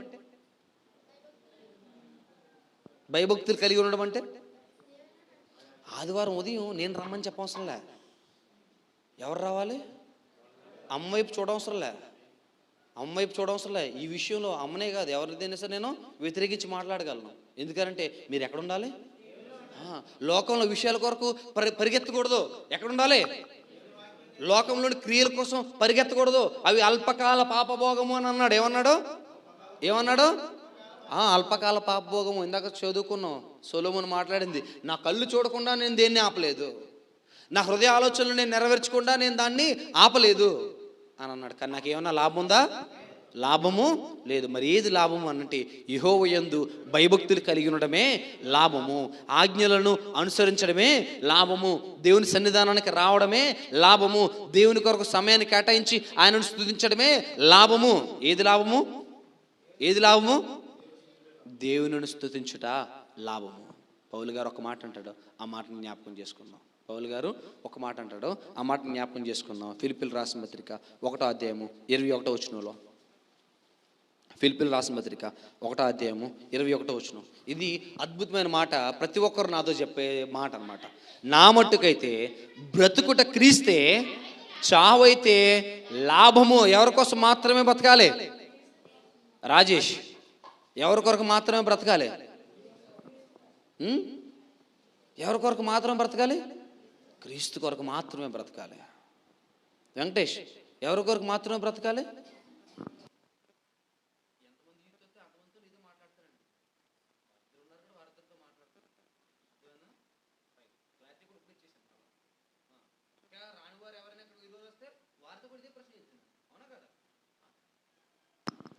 ఏమంటున్నాడు చూడండి, నా మట్టుకైతే బ్రతుకుట క్రీస్తే, చావైతే లాభము.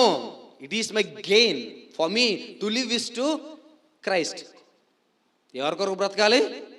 క్రీస్తు కొరకు మాత్రమే బ్రతకాలి. చావైతే నాకు లాభము. ఆలోచించండి, క్రీస్తు కొరకు చచ్చిపోవడం ఎవరికైనా లాభంగా ఉంటుందా? క్రీస్తు కొరకు చచ్చిపోవడం ఎవరికైనా లాభంగా ఉంటుందా? లాభంగా ఎంచుకున్న వాడినే ఎవడైతే ఈ లోకం ఎదుట నన్ను ఒప్పుకొనునో, నన్ను అంగీకరించునో, నా తండ్రి ఎదుట నేను వారిని ఒప్పుకొందును, వారిని ఎరుగుదును అనుదును. ఈ లోకులు ఎదుట నన్ను ఒప్పుకోకుండా పారిపోతూ, సిగ్గుపడుతూ, భయపడుతూ ఉన్నాడా, వాణిని నేను ఎవరి ఎదుట ఒప్పుకోను, అంగీకరించను? నా తండ్రి ఎదుట అంగీకరించను. It is my will, it is my wish. ఇది నా ఇష్టం. నా జీవితం ఎవడో వచ్చి బ్రతకడు. నేను కష్టాల్లో ఉన్నప్పుడు నాకు ఎవడొచ్చి సహాయం చేయడు, చేస్తాడా? ఊరికినే వచ్చి నాకు ఒక 10,000 ఇచ్చి వెళ్తాడా ఎవడైనాను? ఊరికినే వచ్చి నాకు ఒక 1,00,000 రూపాయలు ఇచ్చి వెళ్తాడా? మరి నాకు నచ్చిన దానిని నేను ఎన్నుకున్నప్పుడు నన్ను ప్రశ్నించేవాడెవడు? నన్ను ఖండించేవాడెవడు? నాకు ఆటంకపరిచేవాడెవడు అంటున్నాడు. చూడండి, నా మట్టుకైతే బ్రతుకుట క్రీస్తే, చావైతే లాభము. సో ఏది లాభం మనకి? క్రీస్తు కొరకైనా మరణము లాభదాయకము. క్రీస్తు కొరకైన మరణము లాభదాయకం. క్రీస్తు నిమిత్తము నిందలు అనుభవించి మీరు మరణిస్తే అన్నాడు కదా ఆయన, పరలోకమందున్న తండ్రి మిమ్మును చేర్చుకున్నాను. ఎవరు చేర్చుకుంటారు?